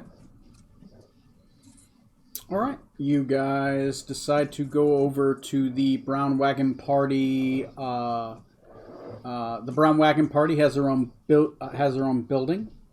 It is a brownish building with a gray tiled roof. It has large columns, as this city, as I mentioned before, is known for building with large Greek-style columns. And it has large steps leading up to it, up to the brown wood-planked building between large marble columns. There is a single large front entrance and two side entrances. You know, one is meant for servants, the other is meant for senators, and the main entrance over the main thoroughfare, some senators will go in publicly, but mostly it's the public trying to petition the Brown Wagon Party to do things. Outside, there is a few criers, and there is a small line of people lined up outside. Each of them seem to have like pieces of paper in their hand, as if they're probably going to petition the party to do something for them, or they're trying to have them bring business to the Senate. When the Senate is in session, which is not currently in session, the Senate is session between the hours of 1 and 4 every Wednesday, which today is Monday. I believe, well, the Monday equivalent. What is today's date, actually? We have a calendar. It's the 24th, so... Oh no, my calendar's not there. Is the 24th of what? Mala. Mala, yeah. 24th of Mala. It is, yes. Monday, Tuesday, Wednesday. Thursday.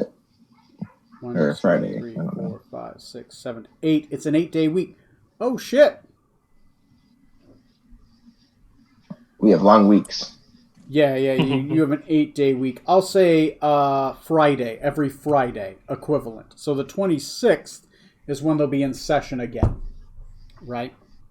Now, in this case, when you say Friday equivalent, is this the 6th day or the 5th day? So Because, that I would mean, it's be before the weekend. It feels the Friday day. But Is it always Yeah, a 3-day weekend? So the 26th, which would be Panem. Panem is the day. Okay. So I'm going to change it from Wednesday to Friday because that makes a little bit more sense. They lead up to business up until Friday, and then Friday they debate, and then they leave everything off on the weekend. So that means that the 25th, which is a Thursday, is the first showing. So tomorrow is going to be the showing, and then the next day is going to be the Senate debate, in which Lincoln would be present for. What's being voted on that day? Let me check.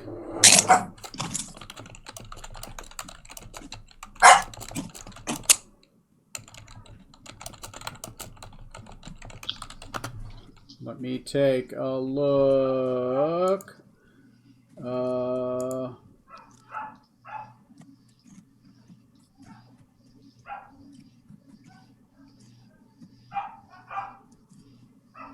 Yes, currently what's being voted on is going to be war effort. There is a... Actually, roll me a history. This would be... Actually, no. Diplomacy to ask around. Diplomacy would be... What's diplomacy? Sorry, which one? Persuasion. Persuasion. Oh, okay. You can do persuasion, or if you want to listen in, it'd be investigation. I'll give you the option. It's trained, and it's a 16. That's not bad. Yes.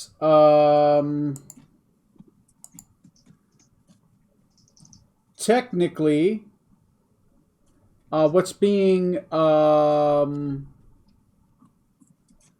debated is there is a proposal by Brutus to send troops towards the Metian-Yassarian border, right? To reinforce the border against Metian incursions and Julius Lincoln is opposed to this as well as his party because of the Wallonian attacks along the other side of the southern border. Currently, Brutus wishes to prepare war against Metia, which Lincoln is opposed to because they're not currently at war with Media, they're currently at war with Wallon.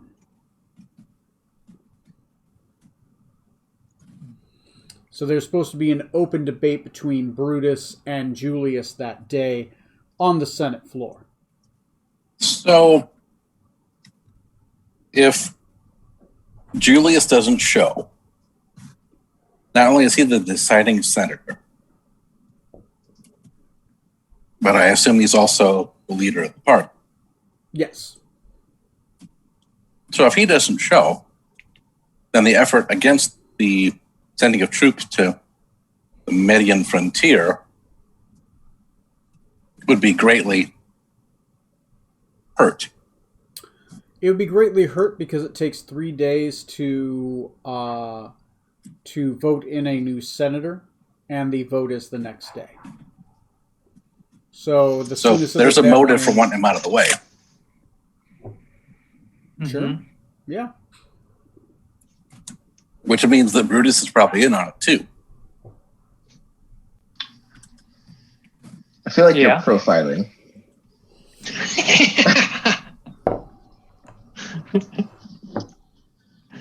So, hear me out. You've got the pro-war Medians working with the pro-war Usarians to get rid of the anti-war Usarian.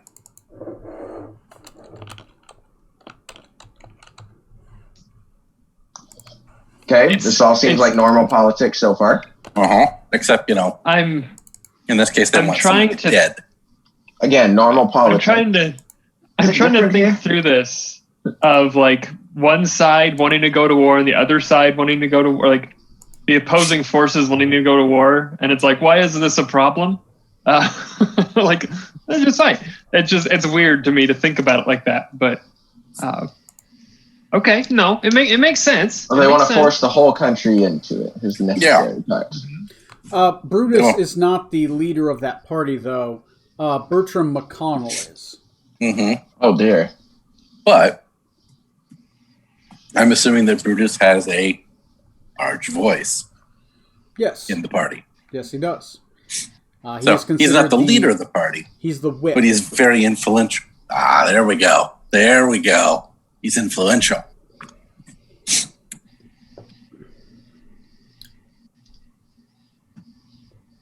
So they're trying to force a war that isn't really necessary because each side thinks they want revenge on the other.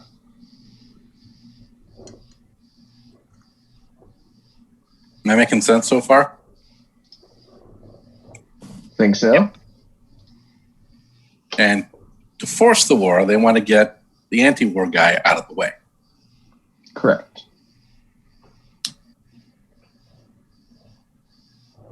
Jesus, Tony, this is some Machiavellian shit. Unless we're making up the whole plot for him. Yeah, that's true. Maybe he hasn't thought about I any of like this. that. It's possibly better than what I had planned. Taking notes. They're just gonna kill a dude just because they could. Yeah. Not for any reason. Do I look like a man with a plan? He says with his finger on the hammer. Mm-hmm. So we should go talk to Dad, get him on our side. We should all three of us go talk to Julius. At least make him aware of our suspicions. Mhm. Because we know that poison has been purchased by who? Wolflex, which was my mother. Who is from what country? Metia. Ah. So we've got motive. Mm-hmm. We've got Means. means, and we'll have opportunity at. Yeah. Yep. Or am I just overthinking this whole thing? I mean, it makes sense. So if you're overthinking, I think we are too. Okay. So let's go talk to dear old dad. Sounds good. So you know where his apartment is and where his office is. Which one do you want to go to? This time of day, where would he normal?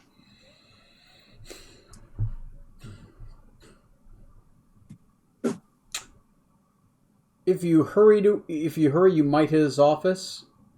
If you go to his apartment, you might be there early. You're kind of at the if hour, right? Because Let's go wait at the apartment. Or we can try and catch him on the way out. Which one?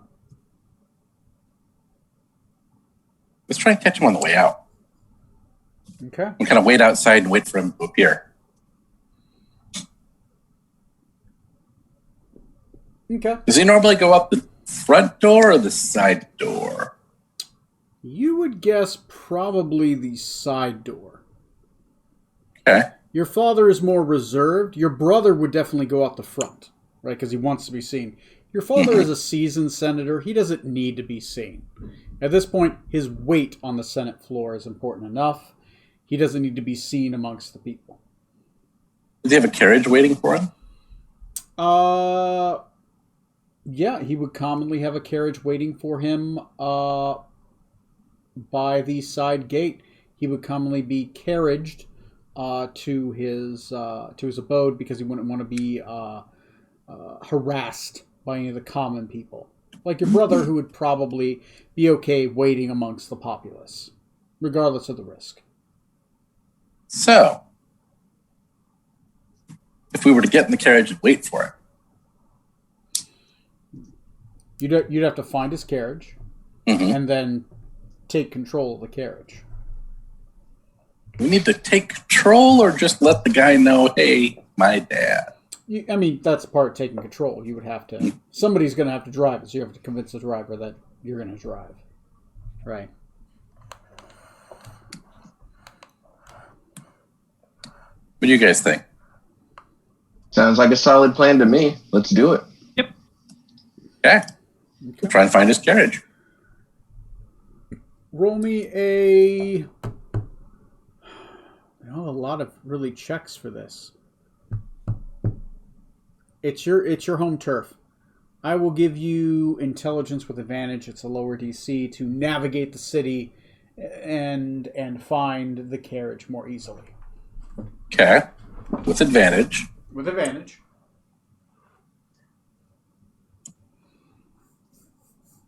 How about a 17? 17. All right. Everyone give me like 4 minutes. Let me grab some stuff.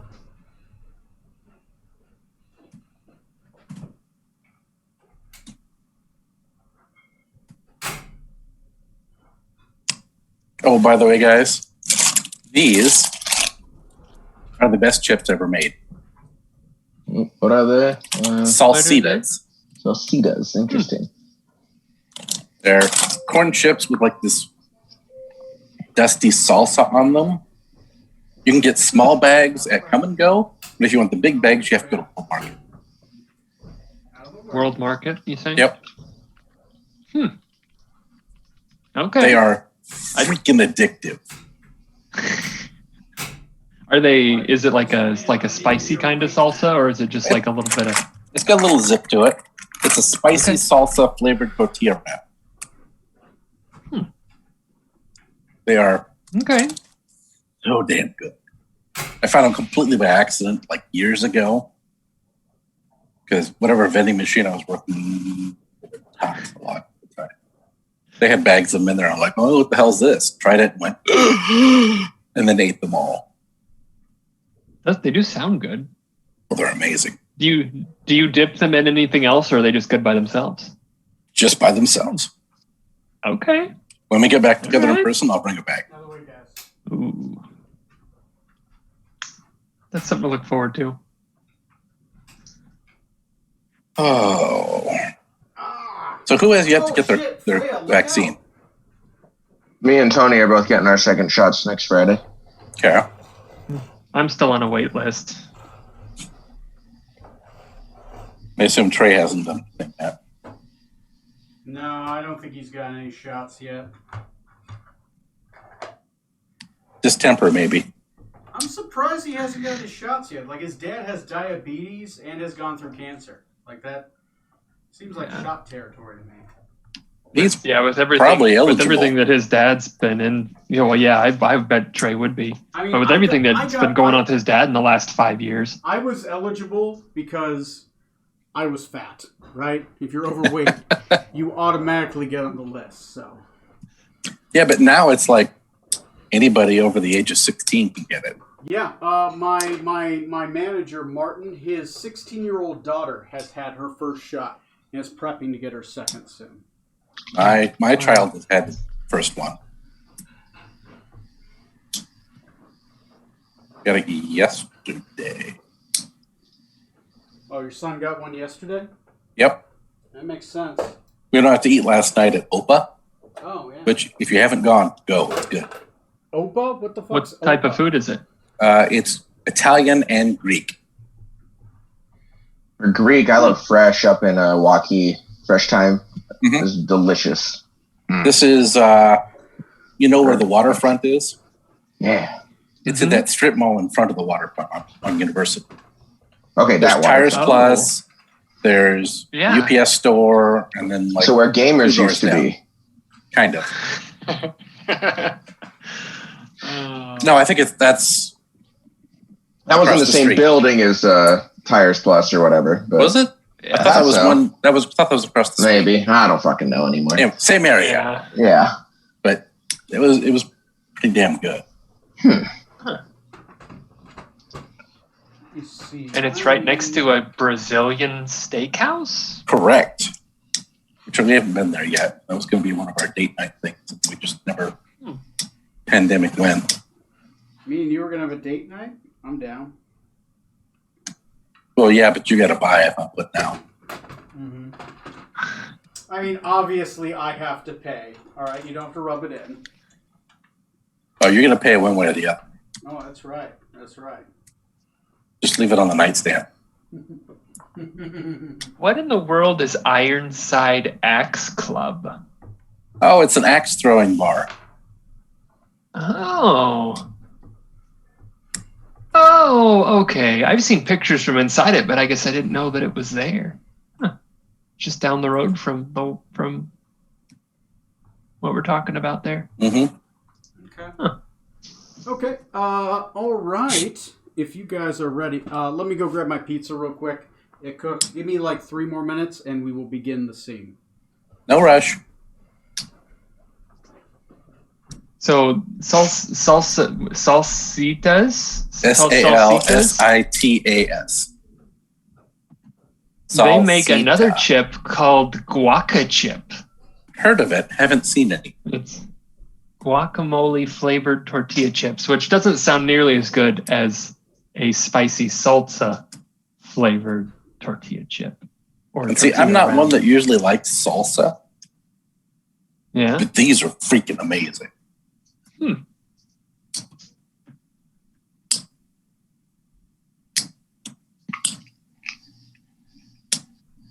Interesting. I miss Tony. Well, if you just take better aim, take 10.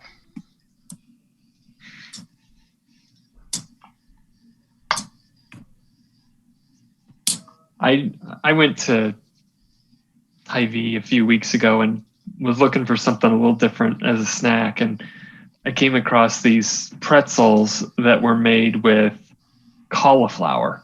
Oh, Not good. I'm sorry. Not good. The I only had a good little bit of crunchy hope. pretzels are the peanut butter filled ones. Ooh. Yeah, those are good. Any other crunchy pretzels can just like fuck off. Soft pretzels are the only way to go otherwise. You know those Dots pretzels in the small bag? They're like $15. They have a baked cheese, like a Cheeto. Not good. Oh, like it's in like a barrel looking thing. Is that right? Is that what that is? Let me grab the bag. Hang on. Oh, I'm thinking of Oots. UTZ. Which is just a fun word to say.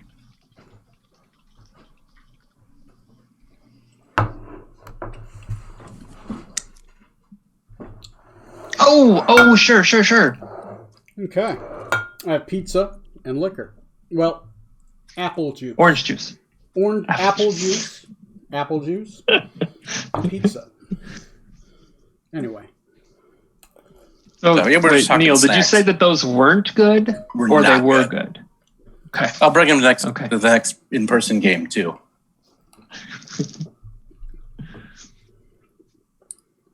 and leave them at Tony's. Secretly, it's just a bag filled with cumin. Cumin flavored snacks. You need. No, that would be the bag of cumin. Really need to at least mail I'm you just saying, cumin if or you find something. like cumin flavored chips and leave them say it was covered, that would be hilarious. You know, I can make some cumin flavored chips. I'll get some like super cheap like corn chips. Mm-hmm. I'll open a corner of the bag, pour in like a couple bottles of cumin, and then shake it and reseal it with heat. I'm sure that's going to taste great. Oh yeah, I'll leave it on your shelf. Wait for somebody to find it. It's going to be me. It's going to be me. Don't punish me like that. All right. So you find yourself in the public sector, right off the side of a main thoroughfare. You find yourselves by a well. There is a couple people walking away from the well. They just recently filled up some buckets of water from the well. They're kind of carrying it off. As they are, roll me a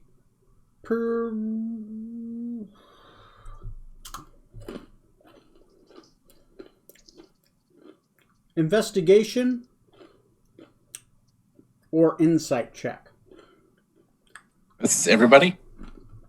Yeah. Let me know which one you're rolling. Depending on how many successes the group gets in each category is what I give you. Insight, dirty 20. Investigation. 22 with a natural 20. Insight 15.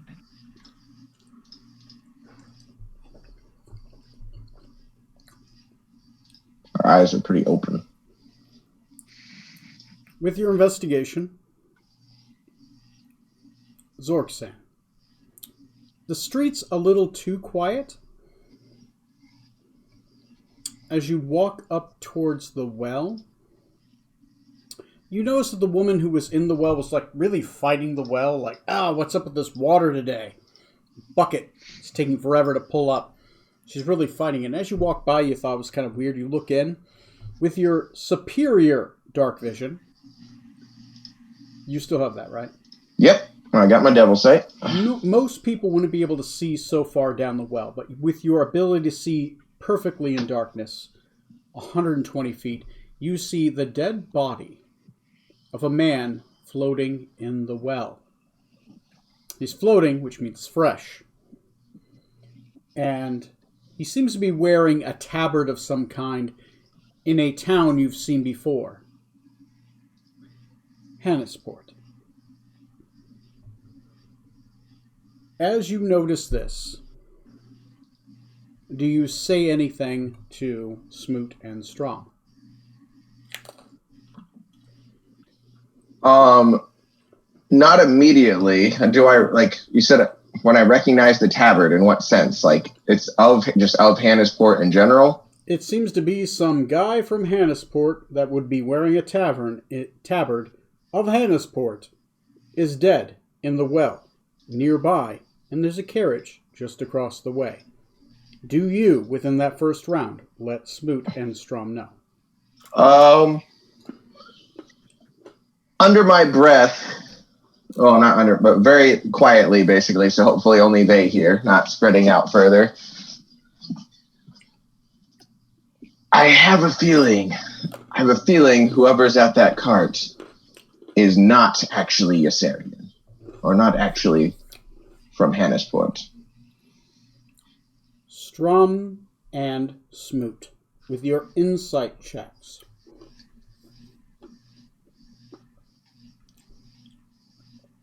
You're good at reading people. Strum and Smoot together, you kind of get a feeling, and you give the cart a good once over. As you do, Strum, you notice that the carriage driver of the wagon is a little too big. Bigger than he should be. And as you get a better sense of that person, you notice that the way they carry themselves, they have a long braid. They're female. They're much larger than a normal person should be. Smoot, as you start to look over the wagon, you notice that the doors are shut. Normally you leave them open to let some fresh air in. The doors are shut. You normally don't leave shut doors.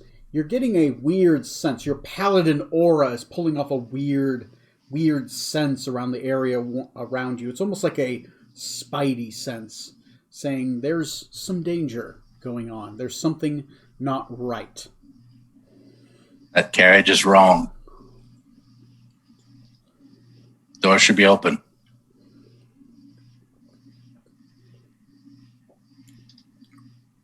What do you guys And I'll also point out that the carriage driver does appear to be a Metian female. Is this? Can I tell if it's the same person that we saw at the tavern? With the cumulative Or is this success- person? With the cumulative successes between you and Smoot, I'll give it to you without a roll. Yes. Yes, it is. Okay. So I will also say that this is the individual who gave our young friend a concussion.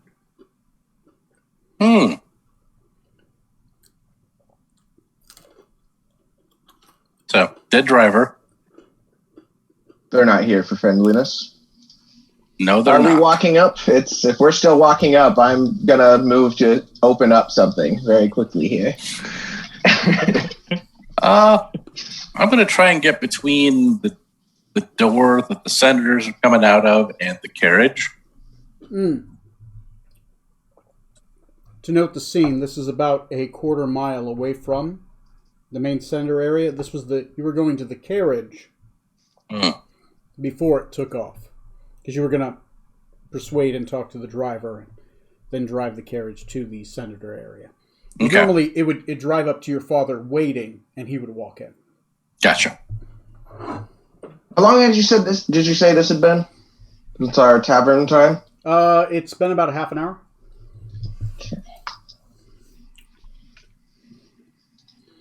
So the start of the tavern scene altogether, that was about an hour. So it's been an hour since the start of the tavern scene, because you spent about a half an hour at the tavern discussing, to 40 minutes, and then about 20 minutes getting here. And this is definitely my father's carriage. Oh yeah, it has the tabard of Hannisport on it. And you notice that the main driver doesn't have the tabard of Hannisport on them. Normally the driver has the tabard as well. Okay. You assume that's in the well at this point. If I had a shotgun, I'd blow that driver off the post. If we get in range, I'm gonna go ahead and open up unless Smoot's gonna stop me. Not gonna stop you. What is everyone's placement when you start initiative? What's the carriage being drawn by?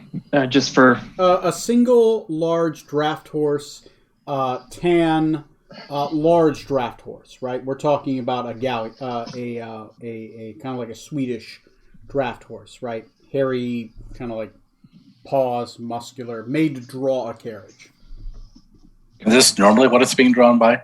Yeah, normally. Okay. The horse hasn't been assassinated. That'd be tough to fit down the well. It has also been replaced by 2 Medians in a horse costume.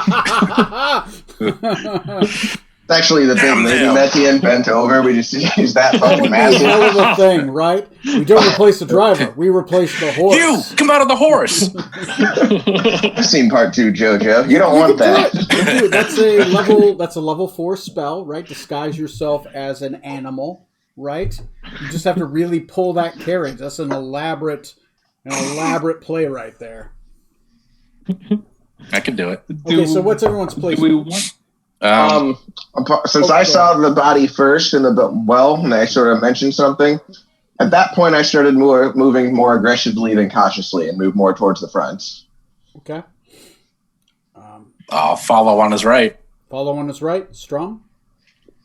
Are you guys going toward are you guys more toward the front of the carriage or coming at it just directly like a 90-degree angle? Whatever way I was coming at it already. You'd be coming at the side then. The carriage is parked between 2 buildings currently. Okay. You go for the driver, I I'll will- go for the carriage itself. I want to go for the horse. I want to make sure that the horse, or try to stop the horse from running away if it does get spooked Okay. or spurred forward. Let me set the table. Everyone roll initiative. Add Metian 1 through 5 on there, please. Seriously.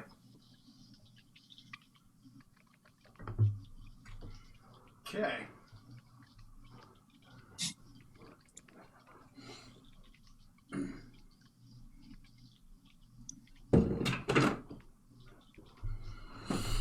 Let me change up my camera.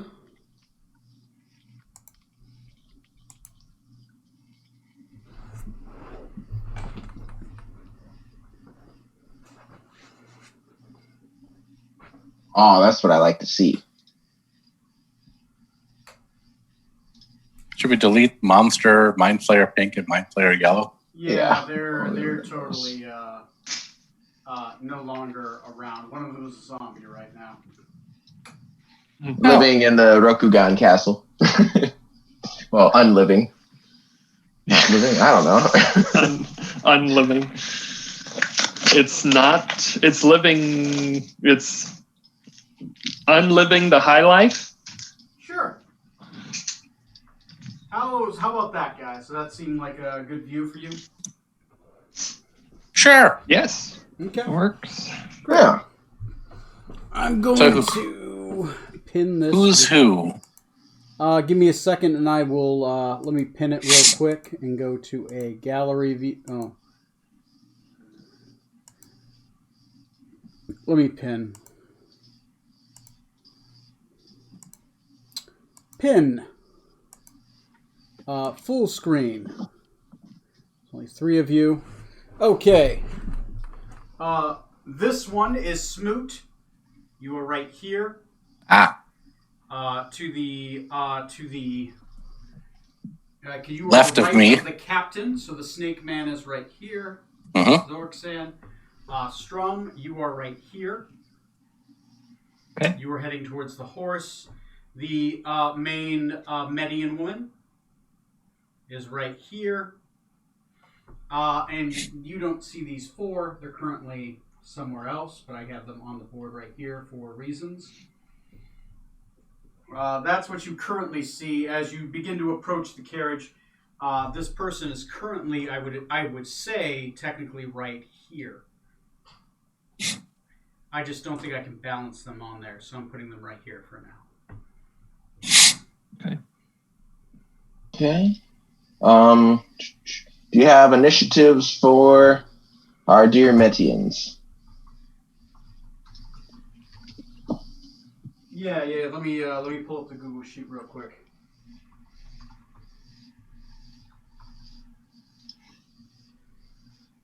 Google Sheet. Sorry for the wait, guys. I'm just pulling up the sheet right now. Normally I have it pulled up. I just literally forgot to on this other screen. I'm going to move this around so you can hear me a little bit better. Can you hear me better? Yes. Yeah, you're fine.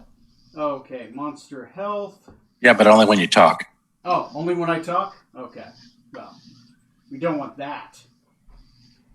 Okay, Median 1 is going to be Median 1 is going to be yellow. Median 1 is going to be at a 16. The one you see is Median yellow. Median purple is going to be on a 19. Median red is going to be on a 7. Median blue is going to be on a 12. And median white is going to be on a... roll a 1. That's going to be a 5.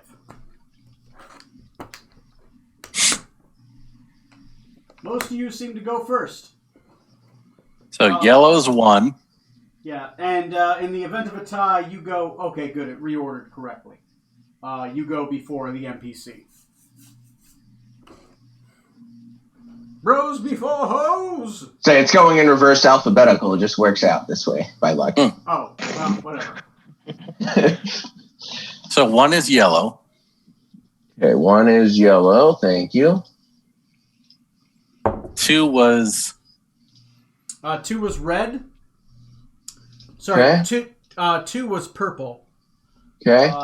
3 was red. 4 was blue. 5 was white.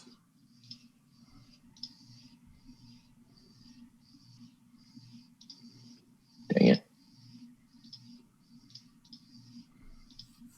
All right. And this is like a staging area for the cart that's not right outside the building, if I remember you saying. It's not. You right? are half a mile away from the building. This is an alleyway between 2 buildings. Technically, I guess to give it a little alleyway appearance, right? Just for some dressing, I will grab some... Pants. I'm just going to grab some boxes. Oh, If I could ever find a I mean, box. There we go. Those are good too. he was talking about dressing. I just assumed. I'm the man in the box. Here, my wife painted all these boxes, right? So I'll put a bunch of these down. Right? Right. And there we go. There we go. Stuff for the rogue to hide behind. More boxes. More boxes. More barrels. Pile of crap right here. Trash.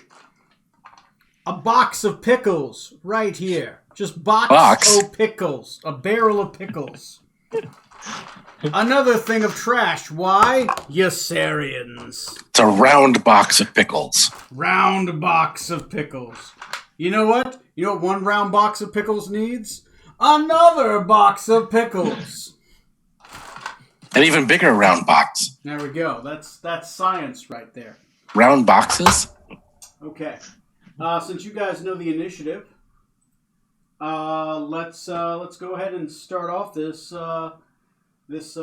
pony show. So this is the main street. This is the alley. The well is right here. Piles of trash, boxes, pickles. Strom, your sense of smell is overwhelmed by vinegar. It's so vinegary. If somebody doesn't end up wearing a pickle barrel by the end of today, I'm going to be upset. Some guy named Rick in the pickle barrel. Yes. So Tony? technically, the first, the captain makes sense. You're the highest initiative. How do you start this off? Well, I just want a quick feeling, or question from you, I guess, about how I'd feel. My spell, Cone of Cold, I like that spell quite a lot. How well do I think that wagon would protect anyone standing behind it? They would more than likely have advantage to the save because they're behind full cover. Okay, but it won't be, I wouldn't think it'd be blocked completely or anything. Not unless it's a foot of stone. Okay. How about inside the wagon? Would that get wrecked too then? Right? It could, but they have advantage to their save because they have cover. Right. Okay, that's good enough for me. I'm going to walk up, and that looks I probably don't want to get any closer than I am now already. Yeah. Let her rip. You have that and the horse. Don't hit the horse. Sorry, horse is getting hit. Nice. How are we going to get the carriage to move then? With the frozen horse. Are you trying to escape with the carriage? Well, we might need it to pick up Dad. Anyway, I've cast it. Let's go. Average horse has 22 hit points. Average heavy war horse has 22. So let's see how this guy does. I've taken up ice sculpturing. You've seen it. Nice. Very realistic. That is a sculpture of a shattered horse. Fuck, she didn't roll good. She's gonna roll Indomitable. So she'll take half. Second one, advantage. What's your DC?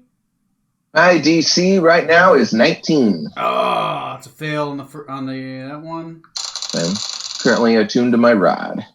That is a success on that one. That's a Phrasing. fail on that one. I'm usually attuned to my rod too. Success on that one. So the first one had to use an ability, but yellow succeeds, purple fails, orange succeeds, blue fails, and then white will succeed. White, red, and yellow succeeded. Okay. So they'll take And damage. Spells. Roll it. Terrible roll. My goodness. All right. Wow. 23 for full damage. 23. Goddamn. Okay, so red, blue will take full damage, and then yellow, red, and white will take half damage.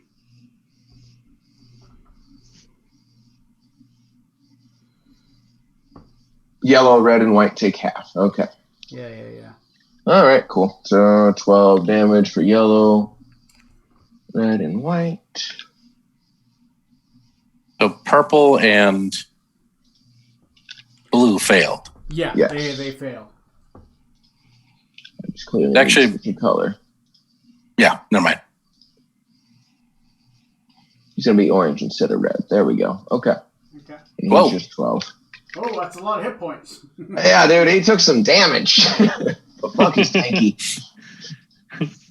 All right, cool. That's going to be it for my spell. And then I'm going to use the other half of my turn, or the rest of my turn, to draw my scimitar of speed and approach the cart. Walk right up to that driver. Okay, so you use half your movement to draw your scimitar. By the way, did the horse make the save? No. That horse is a statue. All he had to make was the save. It was one more Yeah. damage than his health. That son of a Yeah, bitch. he rolled good. He only got a 17. So All yeah, you can make one attack with your bonus action. I can. Bonus action. We're going to slash her. And that will do. 28 to hit. 28 will definitely hit. Cool. 12 damage then. All right, put it on the board. Wait, is that it? Hold on. Oh, okay. It's not adding the 5 from my other invocation, so 17. Well, isn't that only on the weapon you've declared as your hex weapon? Oh, it is right now. I can't use my other one, so I switched it over.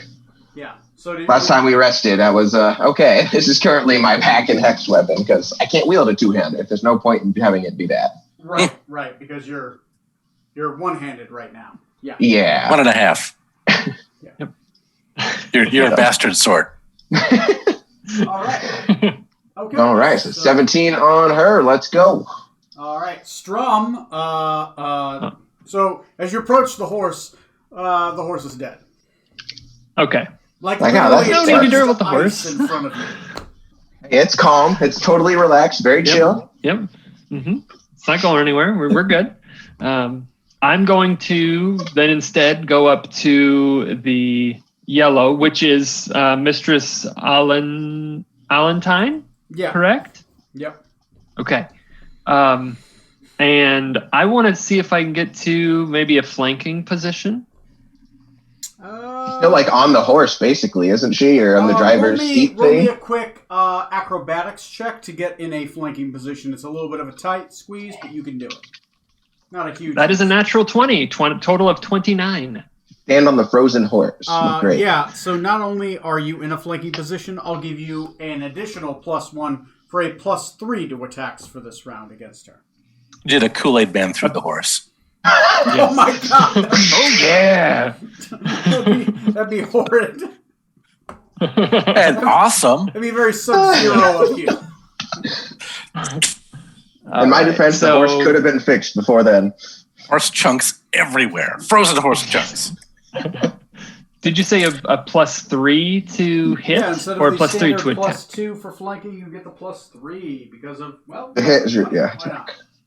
Okay, so that would be 21 for my first one. Yep. 15 or 18 for the second. Okay. 19 for the third. And then my offhand, I'm going to go ahead and do, that would be a 31. Just hit. 31. Nice. What did I need to hit, I guess, on that one? That's you hit. at least Her AC is 19. So I missed with one of them. Okay. So, attack. Mistress Valentine, right? Mm-hmm. Then acid damage. No, that's my other sword. Sorry. Then this one gets the acid damage. Okay, so total 19, 28, 31 damage total, with 3 of it being acid, if it matters. Woo! Nice. Acid, it doesn't matter. Yeah, go ahead and put it on. Just to double check, since you mentioned that, does necrotic matter at all?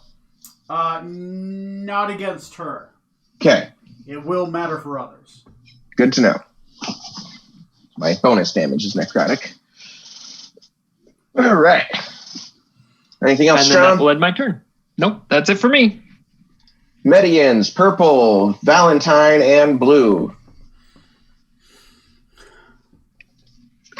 Purple will pop out of the back. She will pop here. Does she recognize you? Nope. Haha, fuck you. Perfect disguise. You look like yourself. She, as she turns towards Zorksan, she pulls out what appears to be 2 pistols. She points them at Zorksan as she starts shooting for his head. Oh, God. Rutherford? Where did he come from? Tony, I probably should have checked just for reference. Aside from only being able to wield one-handed things, is there any penalties to me currently with how my No. baby arm works? There would only be penalties if you had, like, missing a leg or something like that. I can't miss. I'm missing both my legs. You have most of your tail. Lieutenant Dan, you ain't got God. no legs. God. That is a... Was that a crit I heard? Yeah? I got adamantite armor. Get out of here. Oh, yeah. Okay, nice. Because that would have been a lot of sneak attack. That's good to hear. All right. The second one is a miss. The bonus action attack is a 18? That'll hit. That is my AC. Holy shit. All right. So, next, give me a second.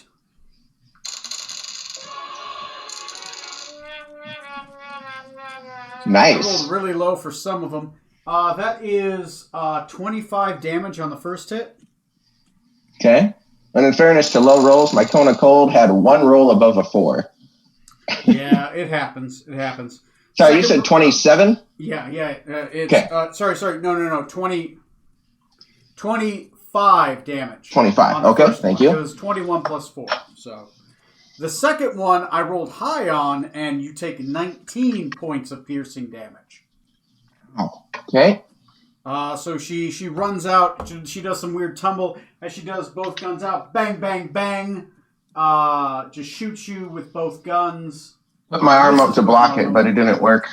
Yeah, one of them it bounces off like a neck Hey, Wonder guard you Woman. have, right? Just whizzes past your small hand. And that's her turn. Next initiative, because she used her bonus action to shoot, is going to be the Mistress. She's angry. And she is almost bloodied. Fuck it. She's gonna do what any champion should do, and she's gonna attack. Does she recognize you? She does. As she turns around, she says, "Betrayer!" She takes out this massive maul in both hands. And as she does, she's going to start wailing down on you with the maul. First attack. Maul named Darth. First attack is a 21. Second That'll attack hit. is a 23. Mm-hmm. Third attack for a bonus action is a 21. Mm-hmm. Fuck it, action surge. 2 more attacks. I'm going to use my reaction on one of these to smack her with Sentry. Yeah, go ahead and hit her with Sentry. 20, does that hit? My AC is 20, so. Yeah, that'll hit. Mm-hmm. And another 20. I didn't roll below 13. Oddly enough, she only has a plus All right. 7 to attack. So she action surged and she used her bonus action. Okay. Take... Fuck, what's 7 plus 5 is... 12. Take 12. Take 11. Take 13. Take 9. God. Take 16. Take 13. 74 damage? God damn. She Ow. hit with every single attack Alrighty. with a 20. Fucking strength. ow. Yeah, she fucking Okay. she used it all. She's out of abilities at this point, though. Only Strom. As a 9th level champion, she's out of abilities. Only Strom got the +3. I just have a +2, right? For the flanking there, in this case? Yeah, Strom for that one round got the +3 because he got the Okay, critical making success. sure. All right, then I did miss her on my attack by 1, so. Oh, goddamn. How Yeah. how much damage did you say that was, Tom? 74 total. 74, okay. Damage. If it helps, you're the highest level people in this fight outside of one person. Next, Because it was 5 hits, right? Yeah. Yeah, Or 6 speaking- hits. 6 hits, Speaking yeah. of the highest initiative, stepping out of the front side, you will see she will pull back her hood as you see a woman with clean shaven bald hair and long eyebrows step out. Wilfelix steps out. Okay. As she does, she turns and looks towards... I'd give her advantage to... You're not disguised this time. Right. She recognizes her own son. As she turns around, she says, Scion. What does she say? She says, she would say, Scion conspires to stop me with my own blood. Kill her, my daughter! As she turns towards Purple, she extends her hand out towards you. As she extends her hand out towards you, I need you to make me a wisdom saving throw. Ooh. Okay. I have to look up an ability. I want to use Indomitable because I don't think that's gonna make it. So I'm gonna do that. Indomitable. Another wisdom saving throw. And that's worse. Oh boy. Must use the new roll. So that's a 5. The 16 wouldn't have made it, so it was a safe gamble. Okay. Do you only get Indomitable once at this point, or twice? Just once, because I took barbarian levels. Oh, right. Yeah. Okay. That is going to be 14d6 damage on harm. Ow. Oh. Oh. Strom's gonna get fucking murdered. What's he at? No, he took 74 out of his 162 on the first turn. Yep. So I've got 88 HP left. It's a lot of 1s and 2s. You Okay, take that's good. 50 points of necrotic damage, Strom. Which I am resistant to. So you take 25 points of damage. Oh. That's awesome. Okay. As she reaches out, you feel her siphon off your life force. And as she does, she says this and she turns towards Purple, who she has obviously called your sister. She is going to teleport.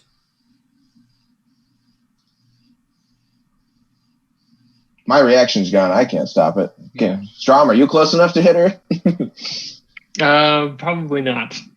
She disappears. Well, actually, she doesn't disappear. She only gets to about here. 5, 10, 15, 20, 25, 30. Okay. She gets towards the door here. She can Misty Step at will for movement. All right. So she disappears into a bright puff of light and appears over here. Next is going to be Edwin Smoot. You are right here. Well, I'm going to have to do...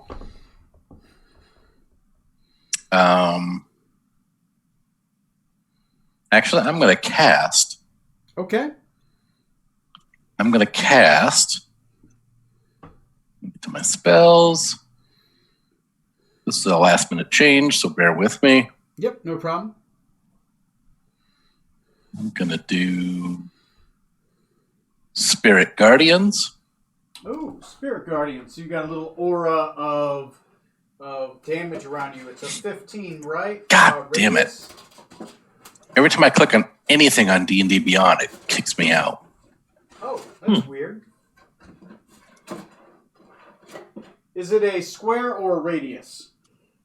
Hang on, I'm getting back in. I think it's radius.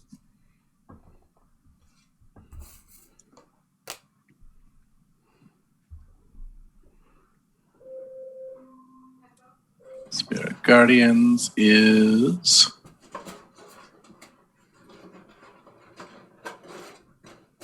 They flit around you to a distance of 15 feet. Ah, so okay, it's a 15-foot radius. It's got the little sphere sign, so I think so. Okay, so it's a circular one. That is a 15-foot. Got it. Okay. And then move me as far as I can go towards the 3 at the back. Towards here or here? Towards the back of the carriage. 5, 10, 15, 20, 25, 30. There's Actually, no no, one right in front of actually those back 3. Here yet? Right in front of the 3 bad guys at the back. So these guys. Like right in their face. Okay. Oh, you want to go up towards Purple's face or Yellow's face? Purple. Purple. Okay, you get right up close to Purple. 15-foot radius of hate. At the start of her turn, she's going to hate her life. Okay. It's radiant or necrotic damage? Radiant. Radiant damage it is. Okay. Next in the initiative is... Well, do you have any bonus actions? I do, but I'm going to hold on to them. Okay. Next in the initiative is going to be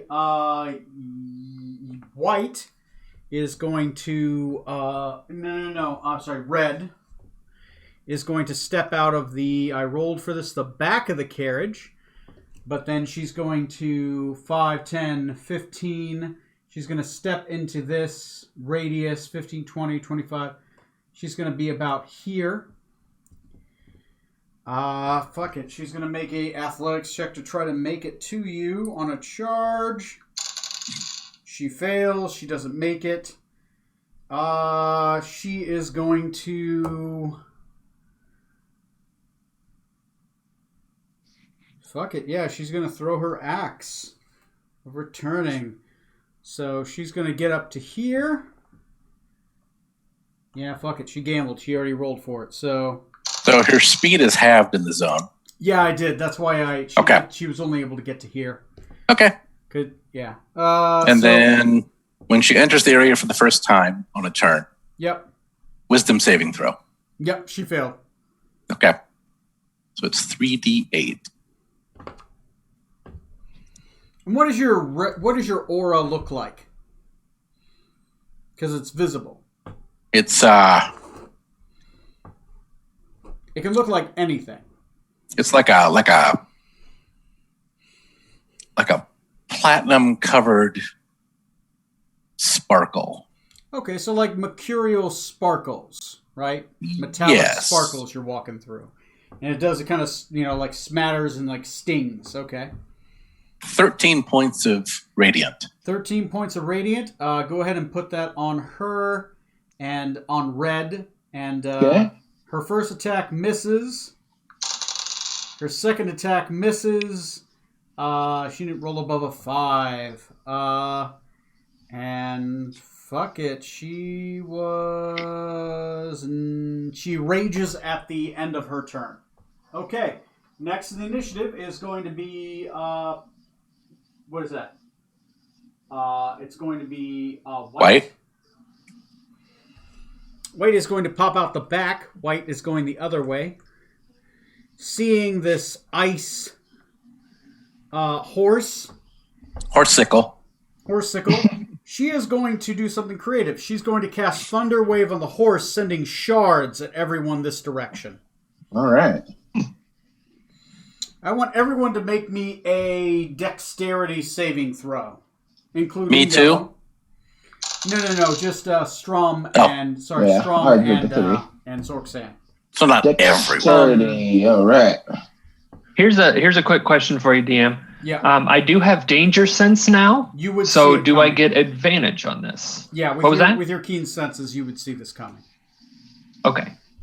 So dexterity. If she Look, rolled I'm a ready for successful- damage from magic, not flying chunks of ice horse. Yeah, oddly enough, this is not magical. This is just flying chunks of ice. Oh yeah, I'm gonna take it to the face, baby. Hit me. She's exchanging 4d10 for 4d6 for 2d10, but it's style. I like it. It's cool. Yeah. Mhm. I'm gonna remove the horse from the field, by the way. Just let it. I'll Splash. spread him around the field. I'm gonna cut it up in pieces and just scatter it everywhere. We need like small bits of Legos that have some base colors. So that she actually cast Cone of Horse. Oh, of course. Yeah. Anyway, that's for if you didn't make the save, you take 16 piercing damage. If you did make the save, you take half that. What was the save? Just Over the 11 and save less than was 20. Dexterity, the DC was 15. okay. And then how much damage did you say for them both? 16 piercing damage. If you Jeez. made it? 8 if you made it. Didn't make Yeah, it, you take 16. full was If 16. you did make it, it's 8. Okay.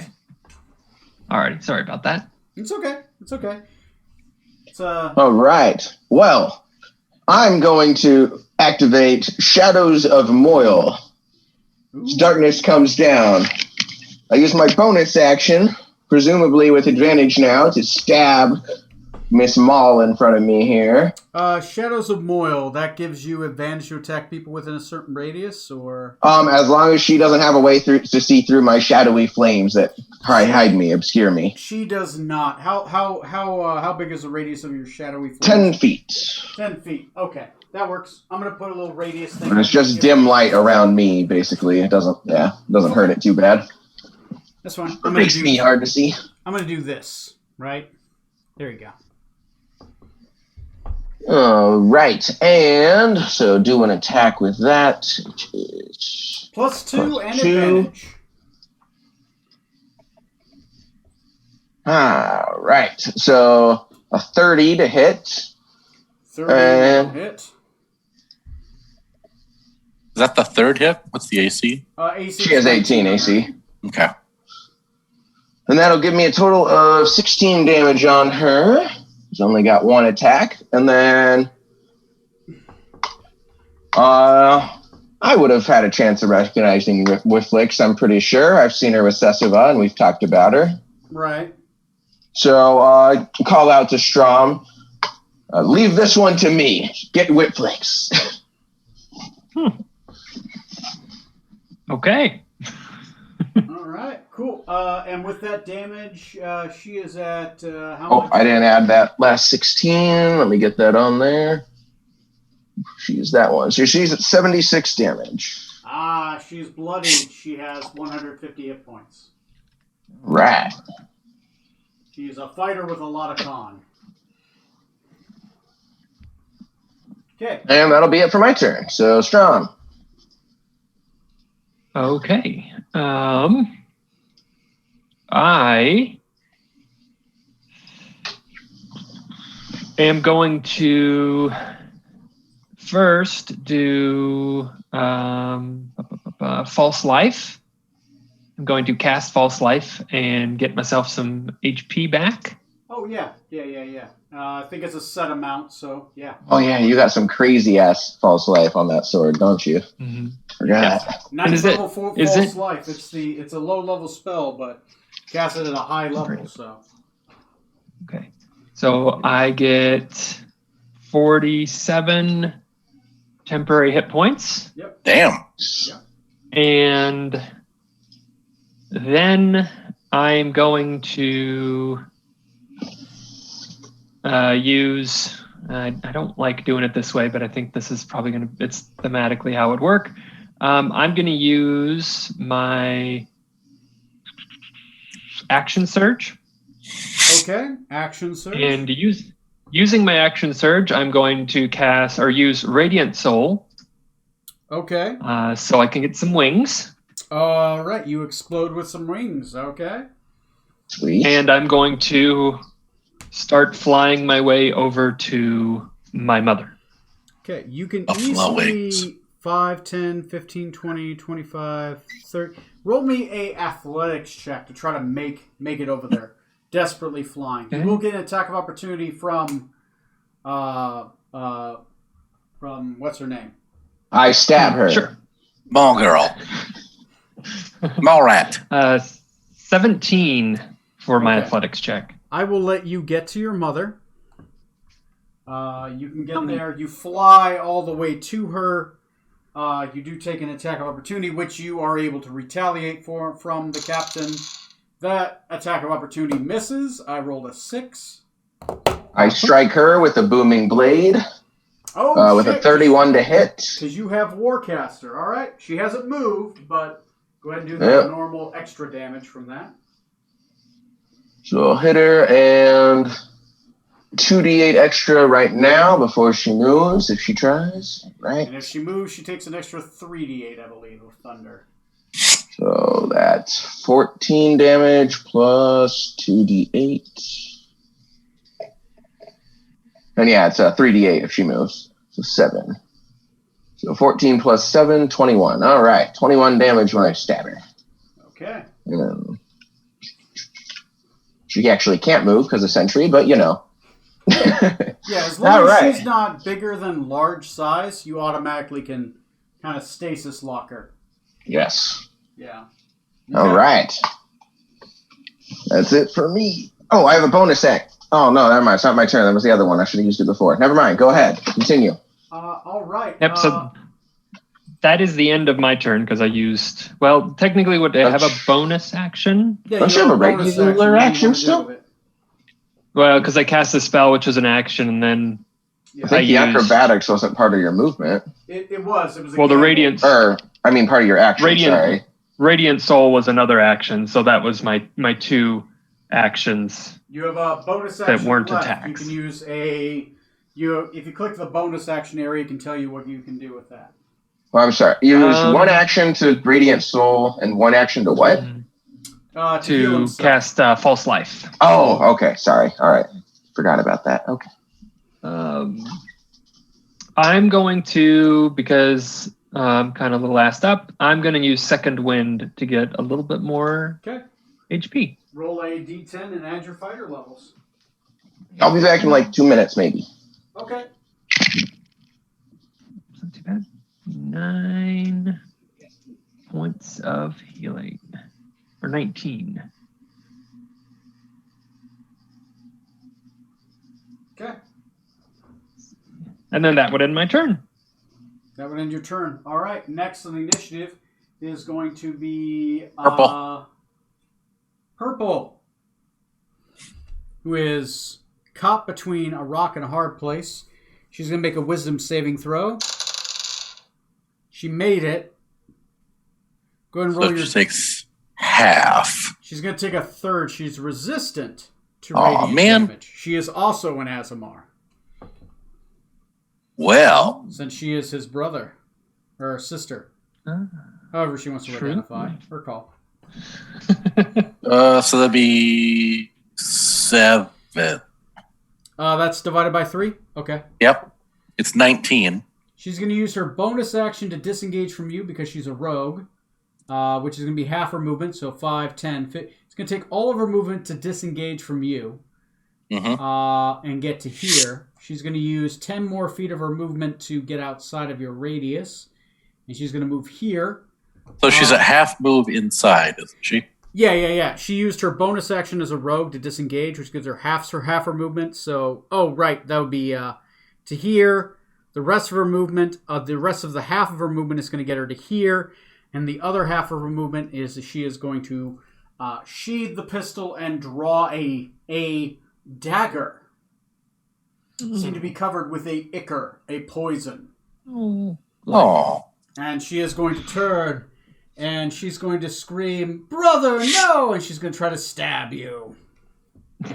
I stab at thee. I stab at thee, strong my...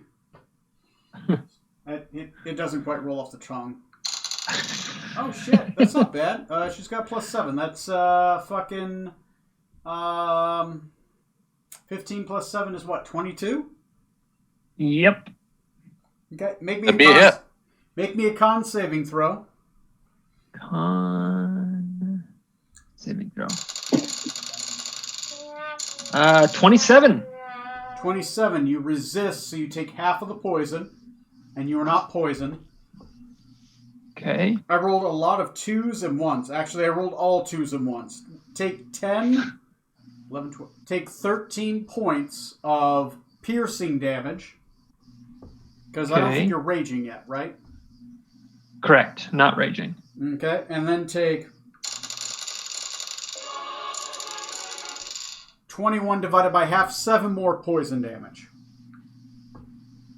And then as her one attack with her dagger, the other one she's going to draw out her pistol and she's going to shoot at Smoot. No, she was only able to do that in her first attack. Damn. So that's pretty much her turn.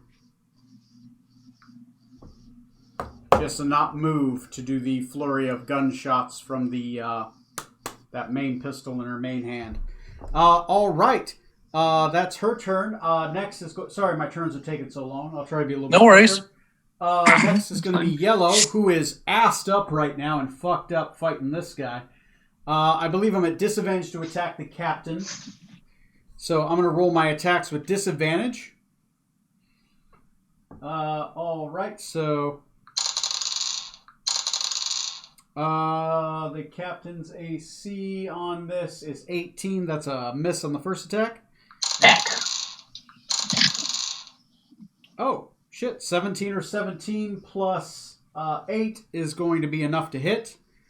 So the captain's going to take 8, 9, 10, 11, 12, 13. 13 points of bludgeoning damage. Go ahead and put that on him. I took 13 total.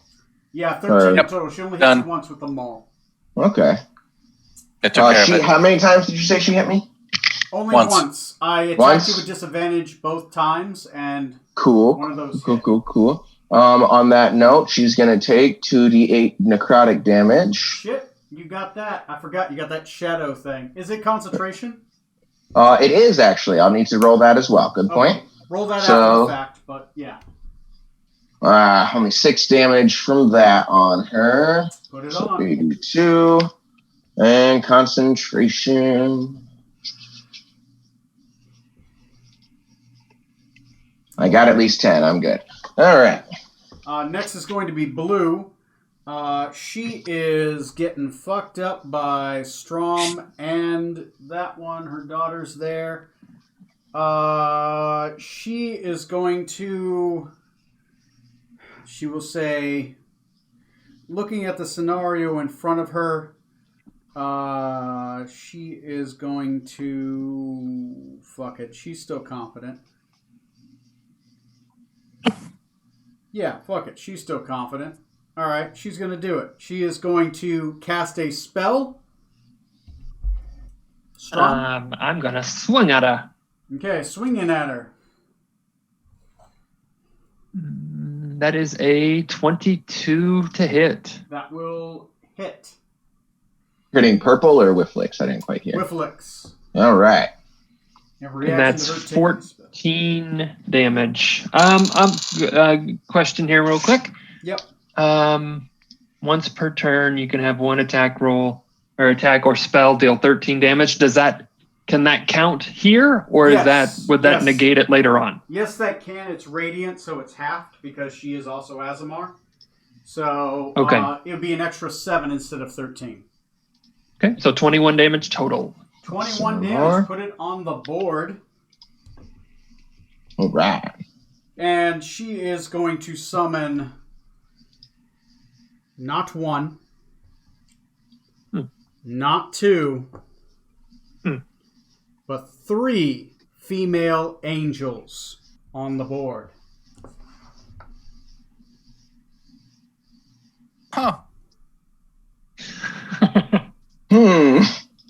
If it helps, they're lawful good angels. So, anyway, speaking of angels, Edwin Smoot.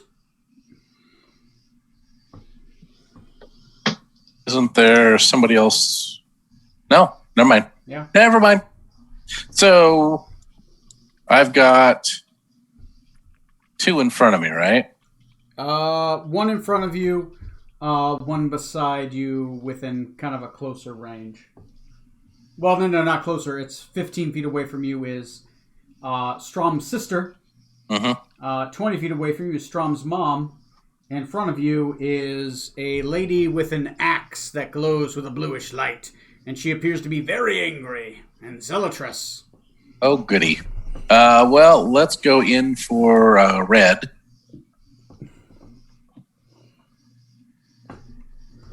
And I will take 2 swings with my... Okay. You have advantage, by the way, because she did a reckless attack. Though she Oh, is nice. resistant to physical damage, but not resistant to magical damage. Good. Not Okay. like magical, like radiant damage, right? But any physical weapon will do half, so the weapon damage is halved. Okay. So there's this, which is halved. So that's 4 Wait, hey, I gotta roll the hit first. Hang on. Yeah, you do get a roll with advantage, by the way, on all your attacks because she was reckless. 22. That'll hit. AC That's is 22. AC is 13. Oh, sorry, Okay. 15 on her. 3 con, Okay. 2 dex. Yeah. So the first one's a hit.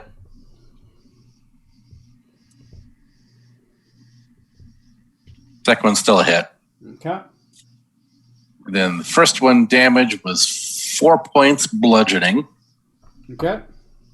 And then 2. All I'm your going to dump. Yeah, all your radiant is full. So let Okay. you know that. So I'm going to dump a level 2 smite into it. It's an extra 3d8 damage on top of the 1d8 you already get. So an extra. That'd be 5d8 total. 1d8 plus 3 is 4d8 total. plus my 1d8 that I already got. Right, from the weapon. I apologize. Yes, you are Yep. correct. And that comes to, really? 20 points. 20 So points of damage. 24 total. Okay, put it on the board. That's the Already first added attack. The first 4. All right. She is bloodied. She only has 95 hit points. What'd you say her AC was again? Her AC If is that's been- 15. She's only a 15. 5th level barbarian. Okay, and then my second attack, 6. I'm not going to put a smited to. I'm just going to do the... See, the damage is halved. For the weapon. So that's 6 for that. And then 2d8 on top of that. Really? 9 total. Okay. Put it on the board. 9 total on the second one. All right. Yep. Cool. Median white, ready to go. Oh, wait, no, that's... Yeah, Median orange. Red. So Ready to Median- hit him back. Median red needs to make a wisdom saving throw. Nice. 17 minus 1. What is that? 16. Does that make it? Let me get back to the spell.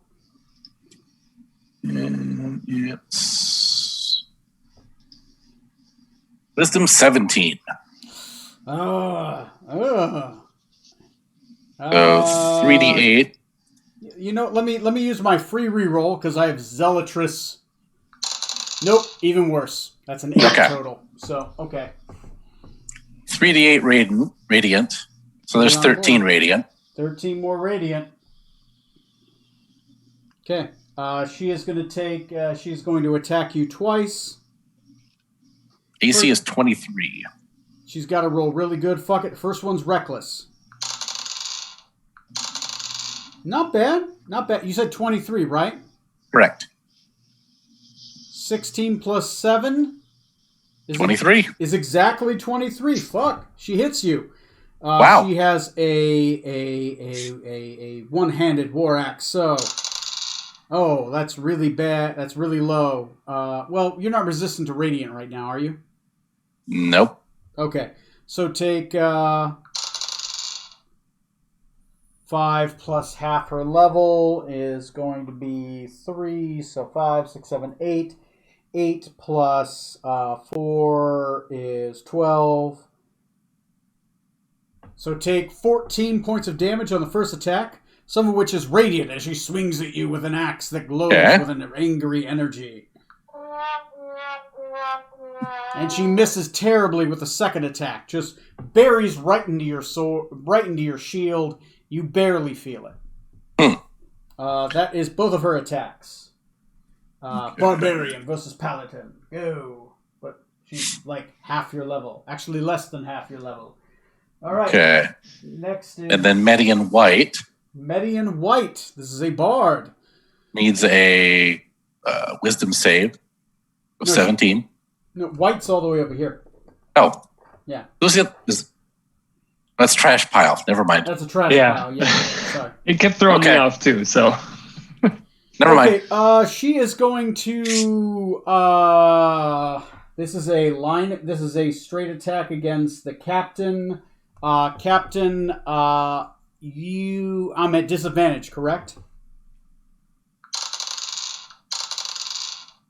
Correct. I count as heavily obscured. She can't see through magical darkness, so that's a miss. A bolt of radiant energy shoots and just misses you badly as it blasts through your black aura and hits the back of this wall and blows up a barrel of pickles. Pickle juice goes flying everywhere across the wall. Fucking Pickles gross. everywhere. Pickle Rick. This is worse than the horse chunks. And those are frozen. So. That is what the bard does. The bard will fucking, I guess, bardically inspire the fighter. And there you go. That's the bard's turn.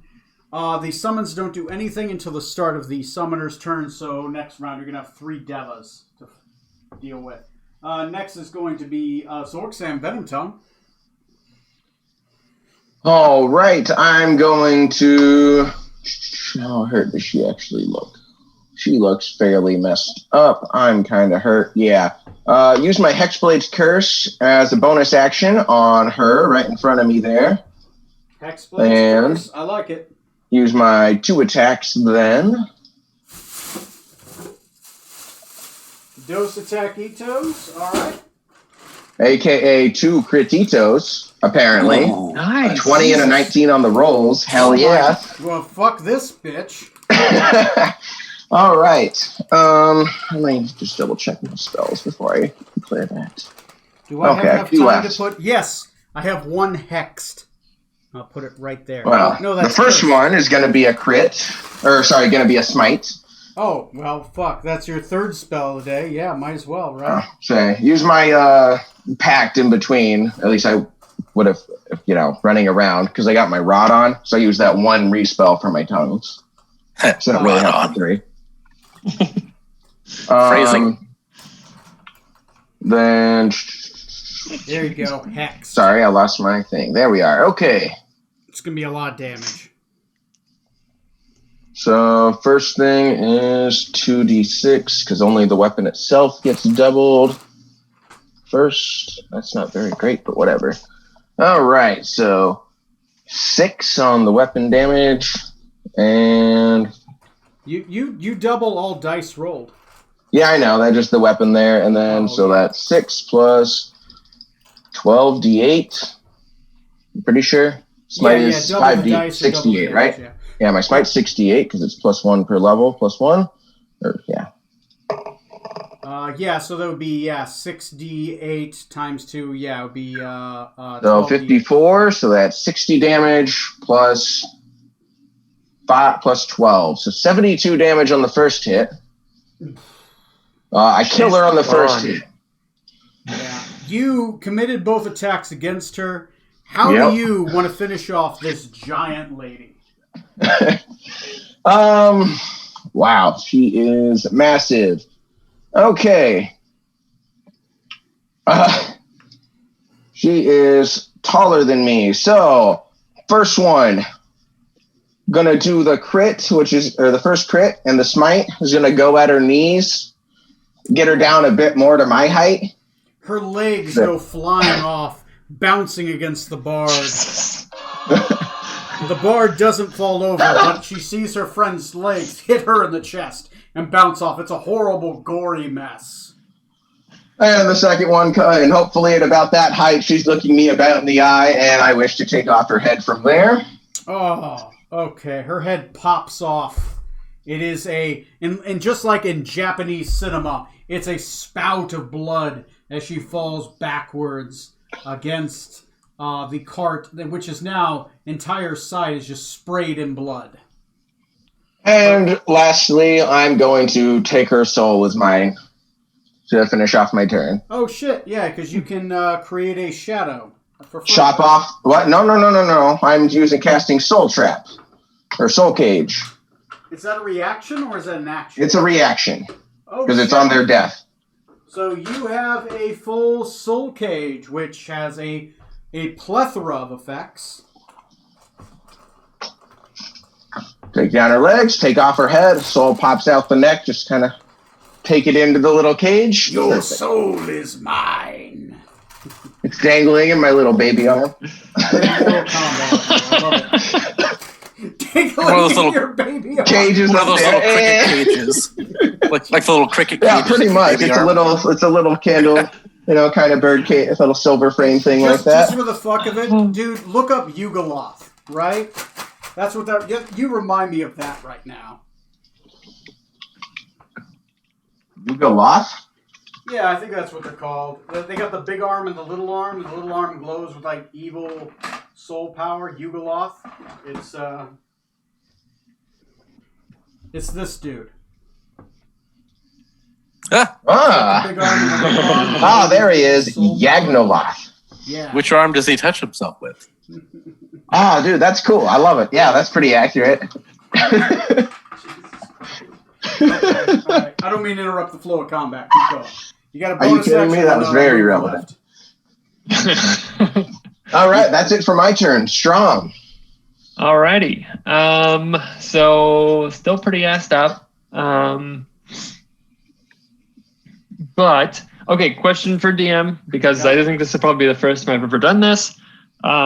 Does Radiant Soul go away once they start raging, or does Radiant Soul stay? Nope. Radiant Soul lasts a minute, does not require concentration. It is a passive effect.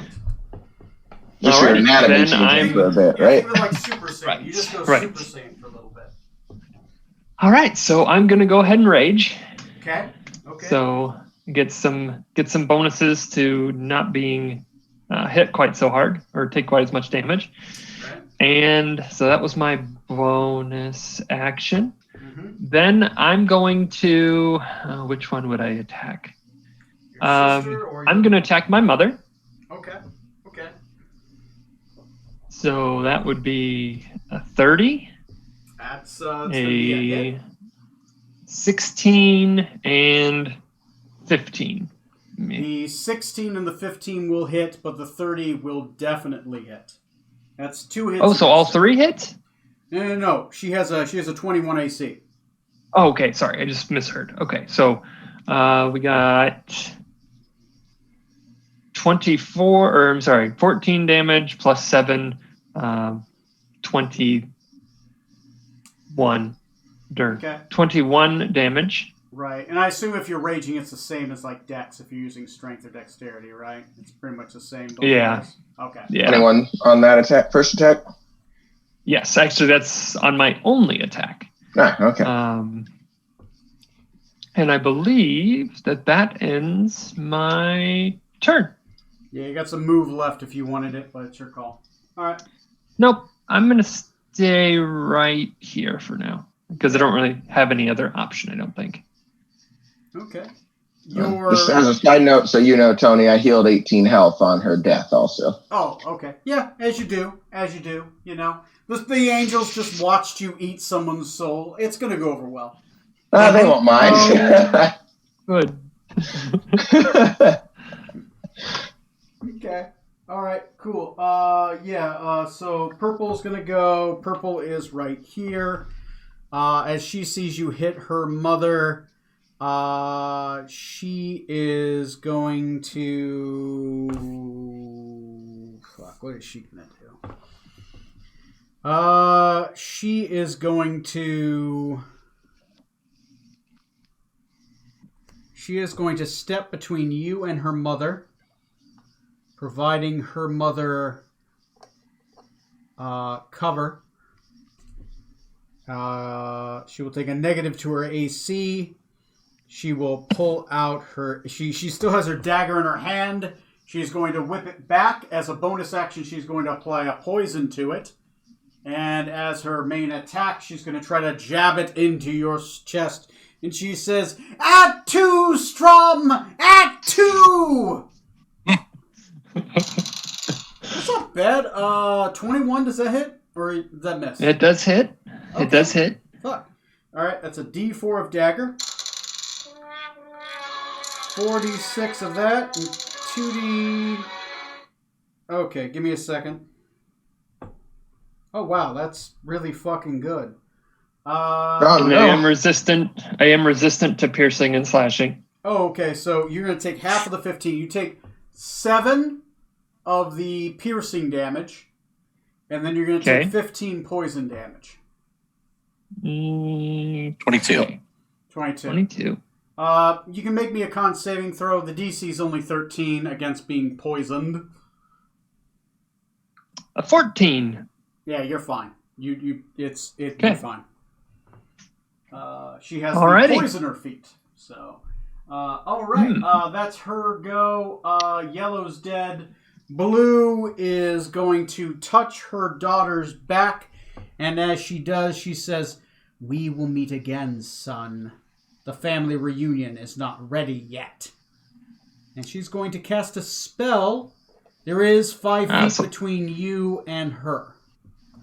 Okay, so I cannot. She's out of the range. She used her bonus. My reaction's gone already, so I can't stop her. No, I ate the other one.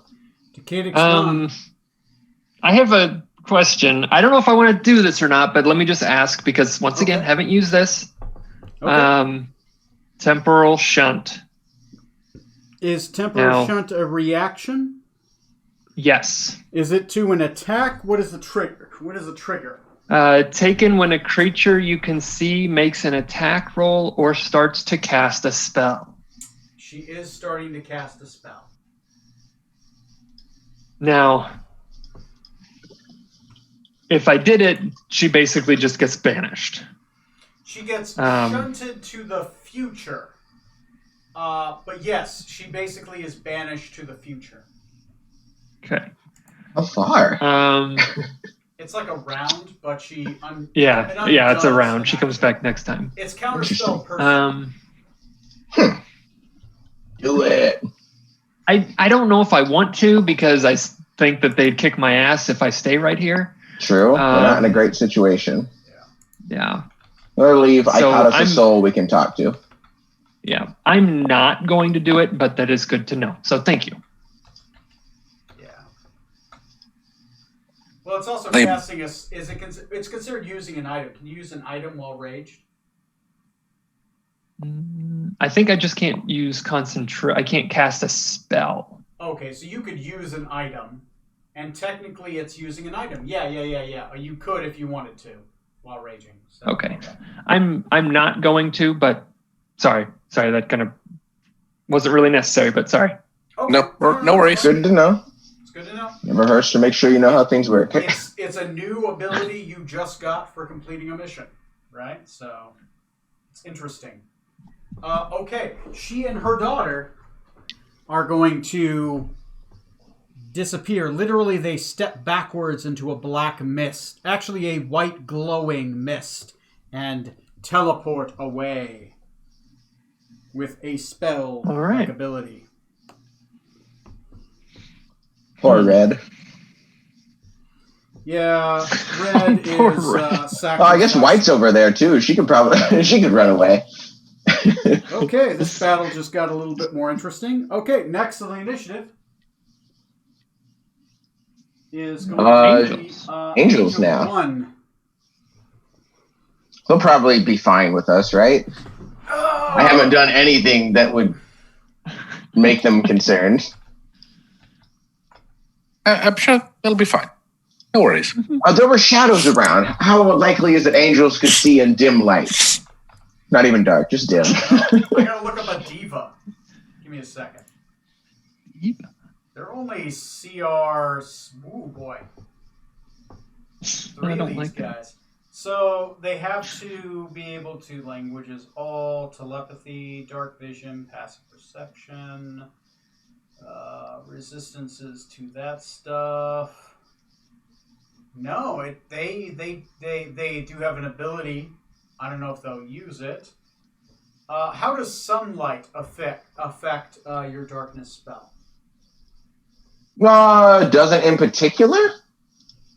Let me see the. It lowers the light level by 1, I guess. I'll read you the description.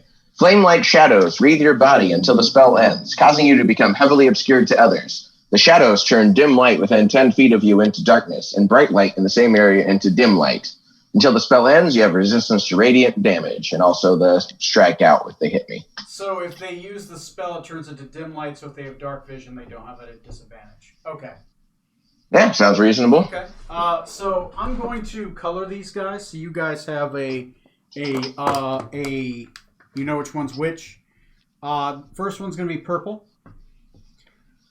Second one's going to be green. Roll me a d4, by the way.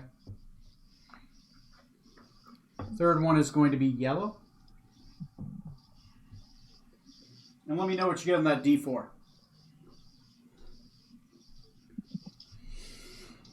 Okay, for D4, I get 1. Okay. 2 rounds. First one casts daylight in this area. This entire area is filled with light. This area in specific is considered bright light, 60 feet. So from here to here, basically from building to building, is bright light. So it turns your dim light and bright light, which they can see through at this point. The next one is going to cast... Yeah, sorry, I gotta keep looking at this monster stat block. 2 melee attacks. I mean, fuck it. They might as well just attack, right? They attack with their mace. It's very paladin of them. Plus 8 to hit. 7 plus Let's go, you angelic motherfuckers. I'm ready. Okay. First one comes I'm up. gonna go down. Alright, they got plus 8 to hit. That's not anything crazy, but... Oh, yeah, that's not too bad. I have a chance. Yeah. 21 to hit. Yeah, that'll hit. Oh boy, 19 plus 8 will hit.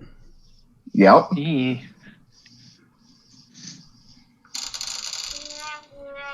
Take very little. Most of this is radiant, if that matters. I'm resistant because of Shadow of Moil. Okay, you are going to take 8, 9, 10.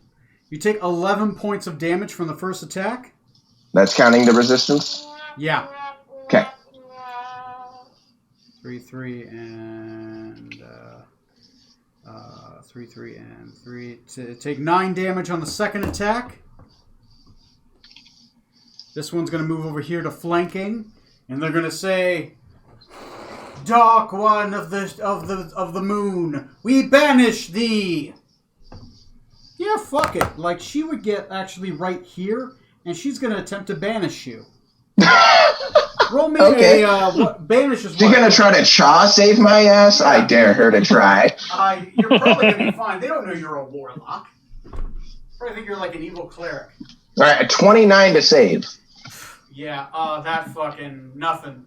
Like she tries to banish you. Literally, a moonlight reflection bounces off your shadow. Can I get a half reaction to laugh?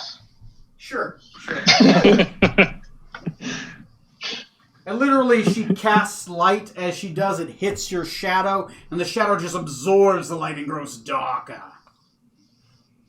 Let's see. D20s. I've taken 2 hits so far. Next is going to be Edwin Smoot. Did all 3 of the angels? Oh, yeah, because daylight. Yeah, okay. daylight was an action. Alright, 15, so I made my save on the first one. Edwin Smoot gets a turn, and then I have to use the bathroom. Well, I'll do the bar. And then Is Red dead or is Red still alive? Red is oddly still alive. I have not... Where's Red on the sheet?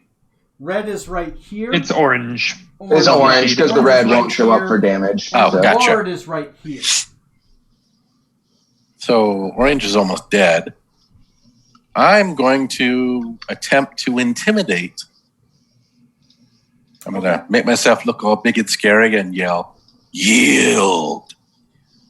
Because Red is raging, roll with disadvantage. Ah, Sorry, raging. forgot about that. Yeah, Okay. all right. Well, let's see. Still got a really good roll on ISO. Not so much.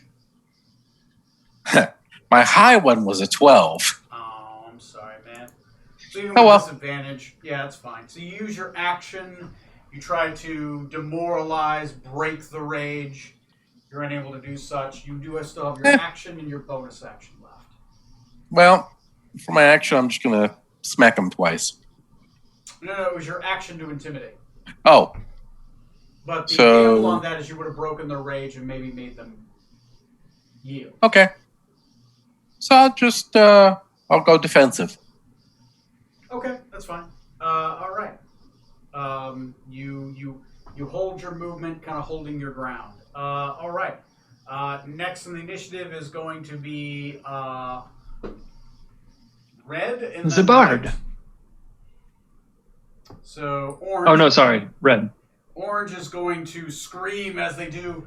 Their axe is going to be able to glow. They flip it in their hand and they grab it midair and they try to strike you down. It is a reckless attack. Probably a miss. I assume a 21 misses you. Correct. That was advantage. And then a 4 plus 7 misses you. So that's a miss. First one bounces off my shield. The second one lands between my feet. Right. Just completely misses you. Use your shield to gain some good distance. They're not used to being buffered by a shield. All right, the bard is going to...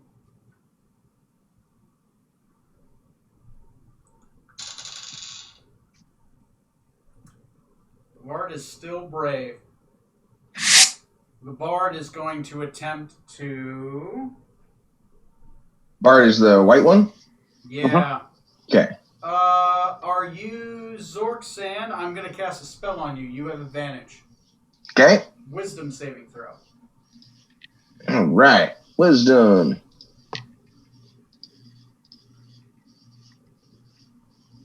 Wow. Only a 12. Okay. You're not immune. Are you immune to fear? I am not. Take 7 psychic damage.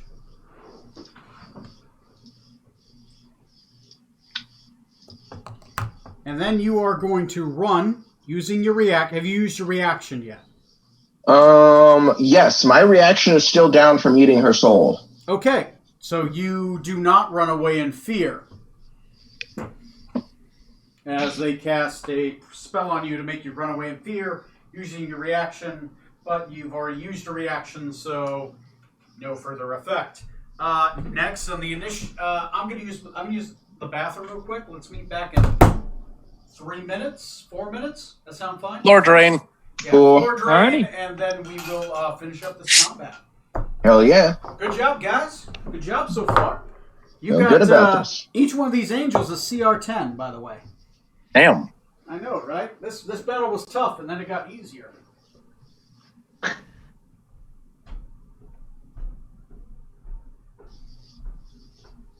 Do we have to kill the angels?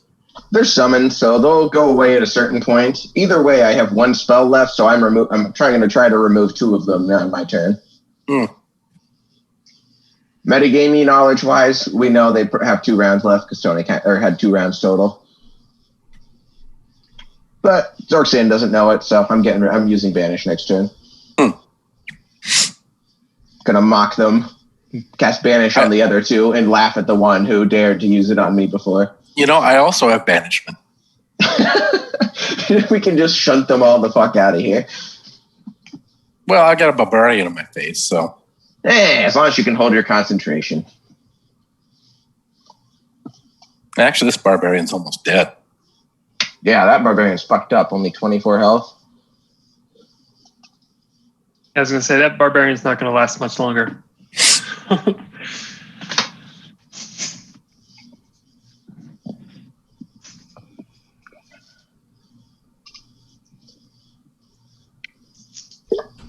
Yeah, well, probably a good thing you let Liflix go. She probably would have ended up finishing this if she had stuck around too long. Yeah. It's part of the reason I went ahead and took this lady's soul. I'm like, they'll probably get away. She seems important enough. You guys are pretty fucked up. Oh, yeah. We got asked at the beginning, especially Strom. Jesus Christ, dude. You took so much of the start. I thought for sure you were going to die. Yeah. Holy shit. She hit you with like 6 attacks in a row. You got something else on you. Holy. You had like 96 points of damage. It was like 76 the first turn. And I think he took like another like 40 or 60 or something a second one. It was something ridiculous. Yeah. So with my temp HP, I'm sitting at 79 hit points. That was with like, 45 temp or something? Yes. So I have 5 temporary hit points left. Jesus. So it helped a lot, but still pretty assed up. It's almost like they were gunning for you. Yeah, those bastards. It's like I have a history or something. I don't know. Yeah, like some kind of grudge. Yeah. Speaking of being gunned for, Sam, what are you doing? Yeah, let's see. I was going to do one thing, but now I'm torn. But actually, yeah, we'll do that one thing this turn. All right, I have 1 spell left to cast from using my rod before, so we're going to cast... I'm going to look at the one that cast Banish on me before and laugh as I cast Banish on the other 2. The 2 that you're facing? Yeah, the other 2 angels there. So that'd be purple and green? Yes. No, yellow and green. Yellow and green, okay. Wait, did I color shit weird? Yeah, yellow and green. So you point your little hand towards yellow and your big hand towards green. pointing at the as it is called by Mr. Mercer, Deva. the Deva. That's a 19 Shaw save back at him. They are actually really good at Shaw, but they are angels. Yeah, it's fair. Just laugh at each other as we attempt to banish each other back and forth for a while. Yellow makes it. Bastard. Ooh. Oh, and the other one makes it too. They have +9 to their Shaw. I'm not too surprised. All right, damn. It was worth a shot. Sorry. All right, and bonus action, we're going to use my scimitar speed and smack the one next to me still. Smack yellow with your scimitar of speed. All right. Smack him. There you go. Your hex is currently still on the lady that died, so. No. That's the hex that doesn't transfer. That's the one target I get at every short rest. It's the one that heals me and extends my crit range. Right. You don't get it transferring until level 14, right? No, there's the spell that's hex that gives you an extra D6. That one is transferable, starting at like level 6 or 5 or something. Yeah, I was just saying as a hex blade at level 14, that hex starts to be able to transfer. So you level 14. Oh, okay. If it is, I don't remember, and I haven't looked far ahead enough yet to remember. Yeah, you're not 14 yet, so. That's fine. Okay, that's cool if it does that. That'd be really helpful. Just like a day over 12. Yeah. Hopefully you make it past 12, right? Does a 22 hit the diva? Oh, fuck yeah. Their AC is 17. All right, cool. Is he resistant to necrotic? That's a good question. Radiant, bludgeoning, piercing, and slashing. No, necrotic goes through. All right, 17 damage to hit. 17, put it on the board. And Strom's turn. As you hit the angel with necrotic damage. Let's see, that was yellow. All right. Did red take the damage from my Spirit Guardians last turn? Yes, it did. Okay. Never mind. Yeah, because he did it when he rolled in and said it. I remember. Yeah. That's right. Red is close. Mm-hmm. So. Okay, so Strom, pissed that his mother and sister just vanished in front of him, he heard the Metian behind him scream as they fought, swung at Smoot. Now I'm doing it.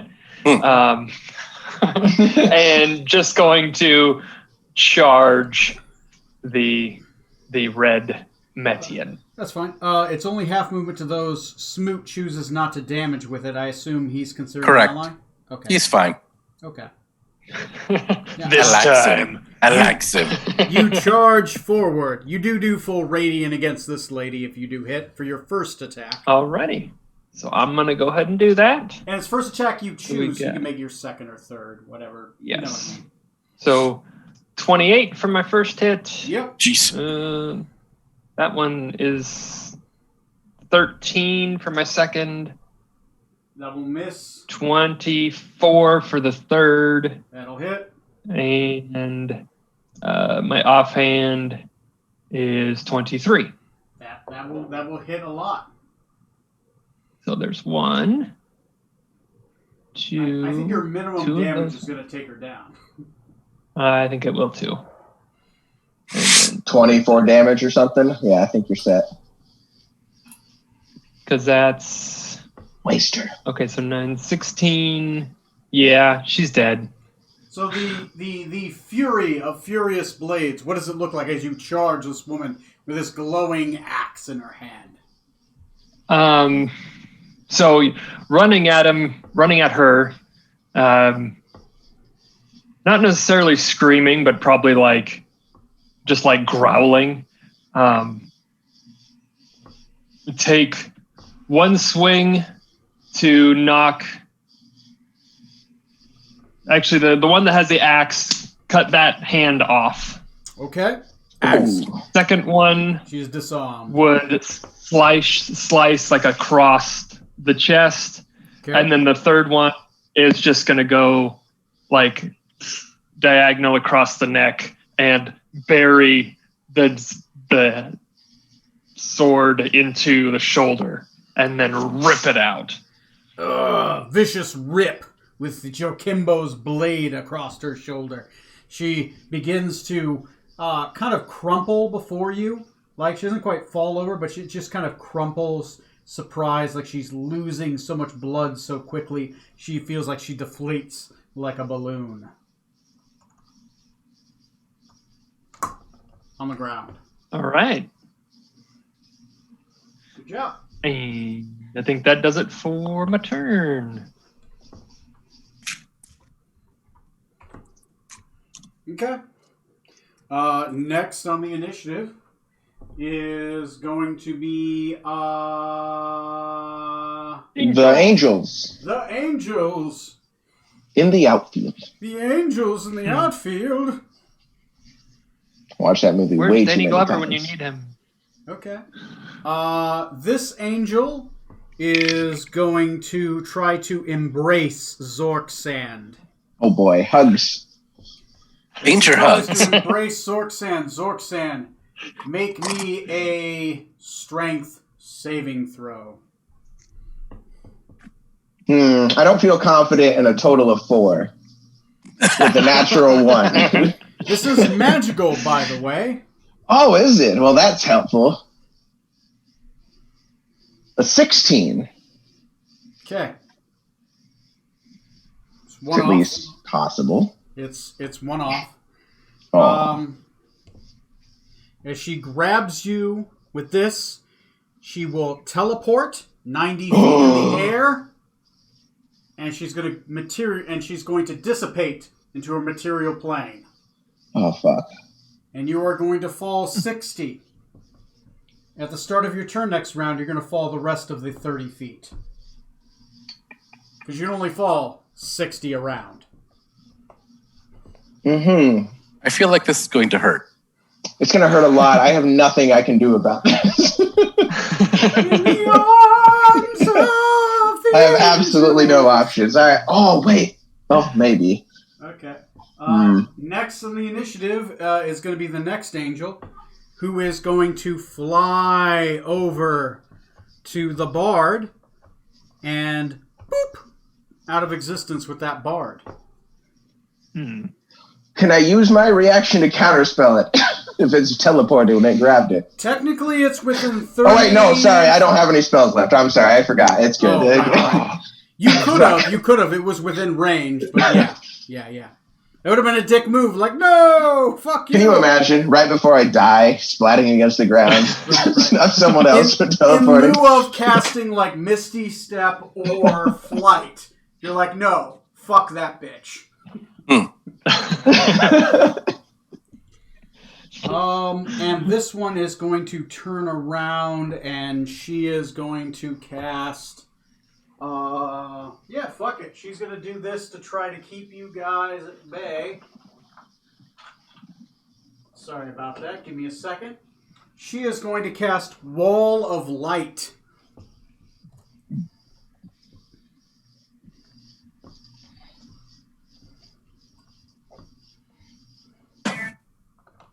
Pretty much surrounding you guys. There is a 15-foot wall completely surrounding you guys, pointed inwards.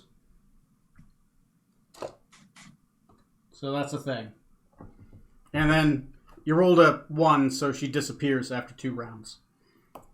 After Okay, being so you can summoned. just take the circle off the radius. Yeah, that's fine. There's no more enemies. So Yeah. You guys are surrounded by a 15-foot tall wall of light. Honestly, this battle, there's no more bad guys. We'll just go down the initiative. Edwin Smoot, do you have anything you want to do? What does a wall of light do? A wall of light, that's a good question. I have to pull up the Diva sheet and check out this wall we just of lost light. Tom. Okay. Oh, we're about to lose him.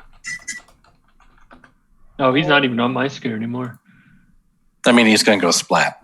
Oh, Oh, yes, that too. a shimmering wall of bright light appears before you within range. The wall appears oriented vertically, 60 feet long, 10 feet high, 5 feet thick, an extra 5 because they had the extra room to make it just 5 feet higher.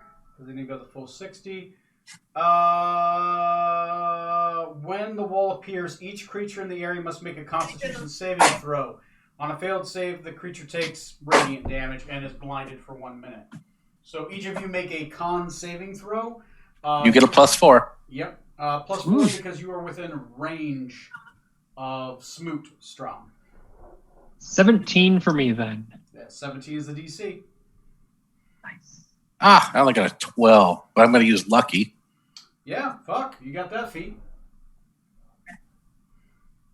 And that's even worse. Oh.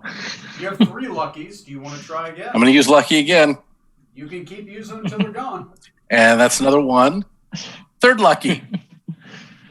There we go. That's a 22. 22.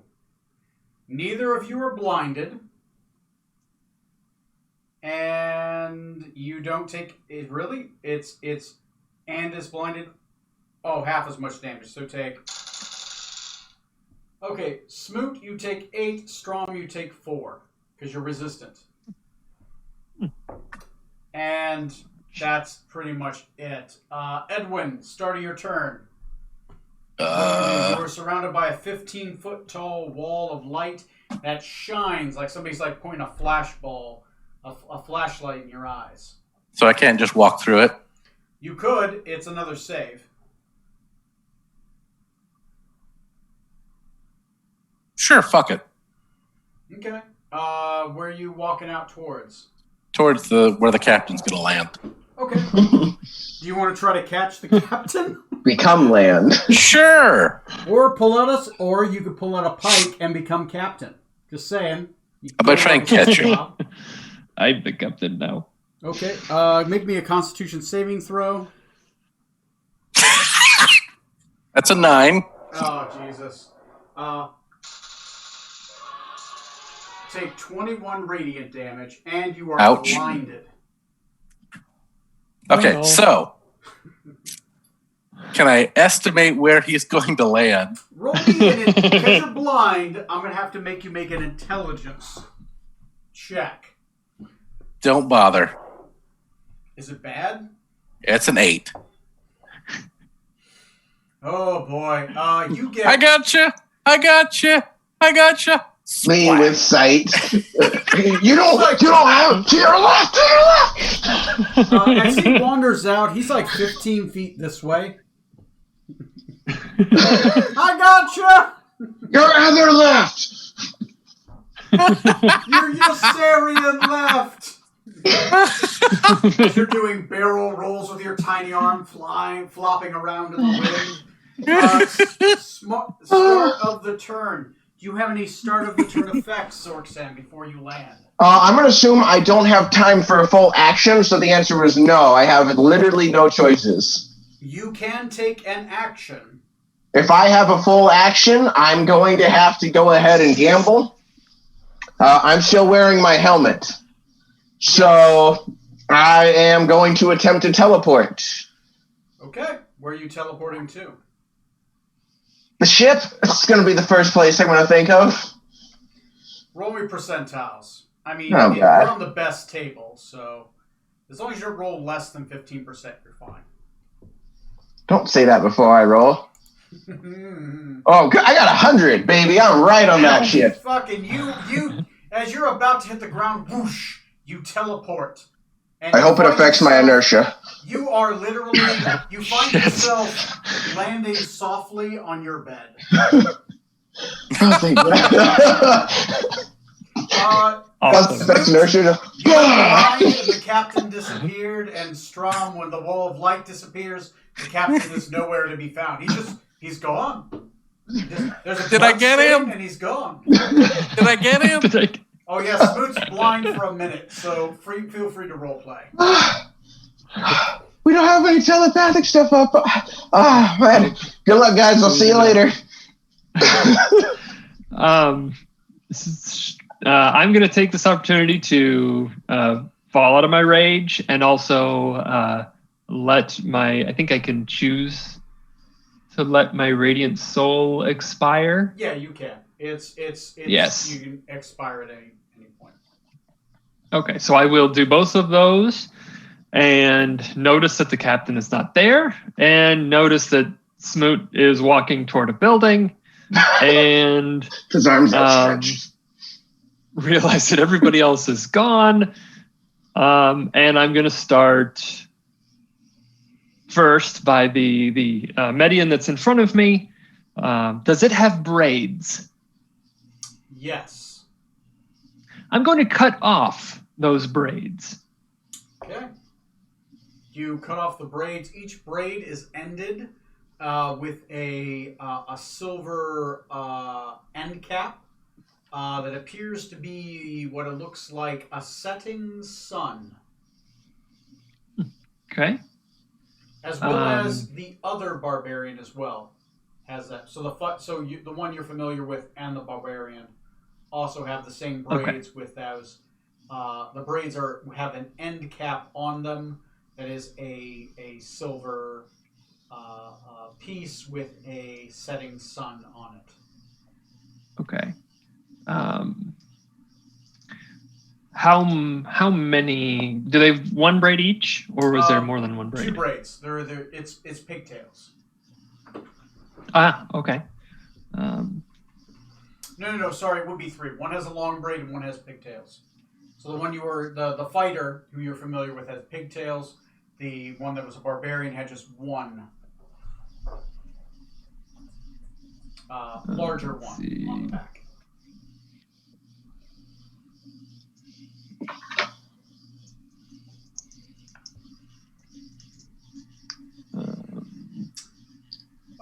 To note are you looking at the bodies for loot? Yes. As I'm taking off the braids, I will look for loot as well. Both of them have a religious symbol. The religious symbol is to the goddess Aldafa.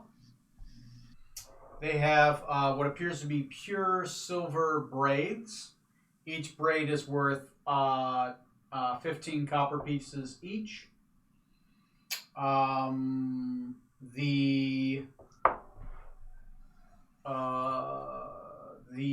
barbarian's axe is magical. Ooh. It is a hand axe of returning. Ooh. Interesting. So she was able to throw it and it came back to her. Was that maul anything cool? Sadly, no. Aww. It is technically semi-magical. It is a moon-touched maul. But in lieu of moo, it's like sun, like dust touch, but it's basically a moon-touched maul. It's considered magical for the purposes of bypassing damage reduction, but all it does is shed light. Yeah. Not overly magical itself. Yeah. And the rest of them who did have magical stuff on are not here. There is 2 giant barrels of pickles, though. That's the best loot you'll ever find. So the axe returning, does that require attunement? Let me look. How it knows what to return to, you see.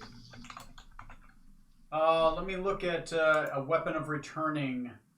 Returning weapon. By V, at least, there's just a belt, it looks like, not the individual weapon, so you'd have to rule it separate. Well, it is under, like, artificer rules. A simpler martial weapon, thrown property. Cool. +1 to attack and damage rolls, and returns the wielder's hand immediately after it is used to make a ranged attack. Oh, nice. Yeah, we're just looking through the return for equipment, and all it had was like a belter built on that. Let's see.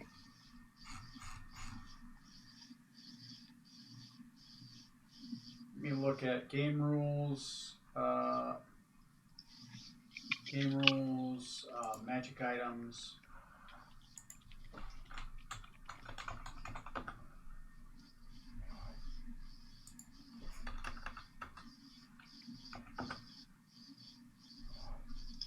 Weird. They have rules for it under Artificer.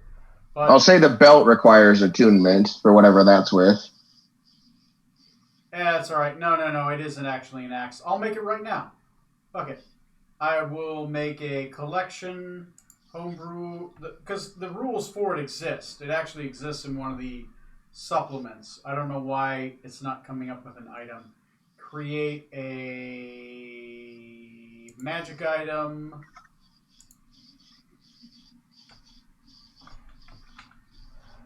It's very much based off the idea of the Dwarven Thrower, except it's a +1. And you have to be, to note,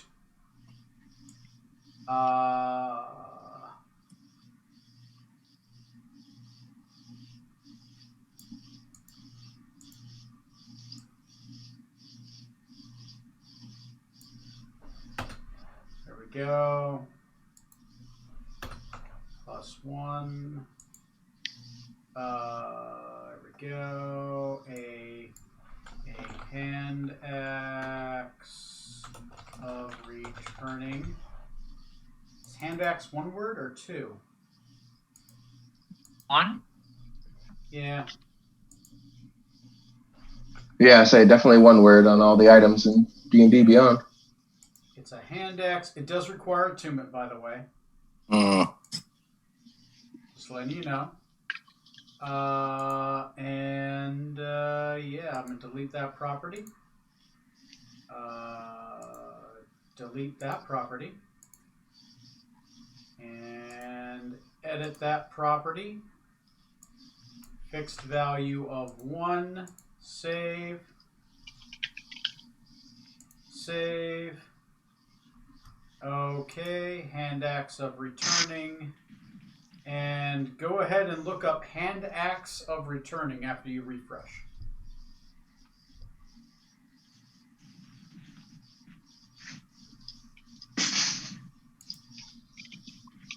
I should probably make one more change to this. Notes. To attune to this weapon, the user must be female. Because there's attuned to Aldalfa, a female goddess. So you have to be a woman to wield it. Strong enough for a man, but made for a woman. That's right. That's right, we went there. Mm-hmm. It's not very rare. It's just it would be uncommon. Save. I don't know why this weapon is showing as a. I guess it requires attunement by Purple dwarf. rarity. When you make a successful attack with this weapon, you may return it to your hand as an immediate action. If you miss, you may return it to your hand at hand as a bonus action. Save changes. Hand axe returning. Share with community. Submit. Okay, now you can find hand axe of returning. Here you go, guys. Little live Dungeons and Dragons right there. Okay, I'm gonna flip this video camera back to me. Okay, gentlemen. After this combat, it's 11:30. Where do you want to end for the night? And what are your intentions for the next game on episode 82? Oh, by the way, you did loot 80 copper between the two bodies. Like, you two can just split that between you two, and I think we'll live. You guys, Okay. you guys do have the dead All right. body of the your servant in the well. You guys do have the carriage and your father does not need to be picked up for another hour. Wait, Is so there they anyone they in the found the body? You said. You saw the body. It's in the Right. I only mentioned to be ready for trouble, and then I left. Oh yeah. No. Only the body. Right now you're on the ship, but Yeah, I'm a ways away. I'm not even sure if I could get back if I have the navigational wherewithal to get to where they were. I could probably, I've got 7+7 to survival. I might find my way through town. You can find your way back. It's going to take you about 25 minutes. Is there anyone inside the carriage? No. It is a frozen mess in there, but no one's inside. Okay. That's good to hear. Well, awkward if your dad was inside or something. Yeah, we should probably flag down another carriage. Yeah. Might be a good idea. One with a non-frozen horse. So what's going to happen is I think we should end here. That combat has ended. Now that I'm on the ship, I'm going to get ready to go back and figure out what's going on, which hopefully if we start next week means I can grab Decadic and Scarlet as I run back there. That's true. You do have one teleport left for the day, so... Well, that's riskier. But yeah. As long as you're not wearing a yellow robe, it should be fine. I'm already hurt to shit. I don't know if I want to just go blind teleporting somewhere. I may not live through the experience. Just to make random people wear yellow clothes in front of you fuckers. All right. Did you guys have fun tonight? Or, Yes. Oh, hell yeah. Yeah. It was pretty intense. All right. Yeah, oddly enough, for a 3-man party, you guys cleaned up pretty good. You took out, 5 NPCs? Fucking... I think we only killed like 3. 2 left. 2 of them teleported away first. The third one, there were 5 Medians. Mom and daughter teleported. The white one got teleported by an angel. We didn't kill any angels. Right. So we only killed 2. Yeah. Yeah. I would say their CR was equivalent of your 3 guys' CR. Because you guys are all, level 12? Right? 13? 13. Level 13? Yeah, you guys, even though... Wait, he bought that? 14. And one of them was level 20, the rest of them were under your level. So, in average, you guys kind of, it was an average level encounter even with the angels. So, the angels kind of made a little above and then they disappeared, so... Anyway. Good job, guys. Yeah, that was a fun as fuck game. Yeah. Yeah. Glad you guys had fun. Hey, I stayed awake. Yeah. Thank God. I mean, we really needed you two tonight. Neil did not fall asleep, right? So, yeah, good job. And hopefully next game we have, 3 more people? At least 2, hopefully. Yeah. For the however you guys want to deal with the one of 2 potential assassination attempts, right? On Julius Lincoln. So did we just save your dad from an assassination? Or was they just going to have a stern heart-to-heart with him? Or maybe it would have depended on his kidnapping. answer. I'm going to say probably a kidnapping. Yeah, there's a lot going Good on times. in this town, so... And you guys still haven't met with Mr... It's only 4 in the afternoon. Yeah. Or 5 at most. You haven't even met with Clarence Anglin for the prison. You guys have a whole prison break to plan. So. We spent more time, in real life than we did in game. Yeah. Yeah. Yeah, you did. Yeah, you did. Crushed it. All right, good job, guys. Good job. Good goddamn time, though. I'm gonna stop recording and stop streaming.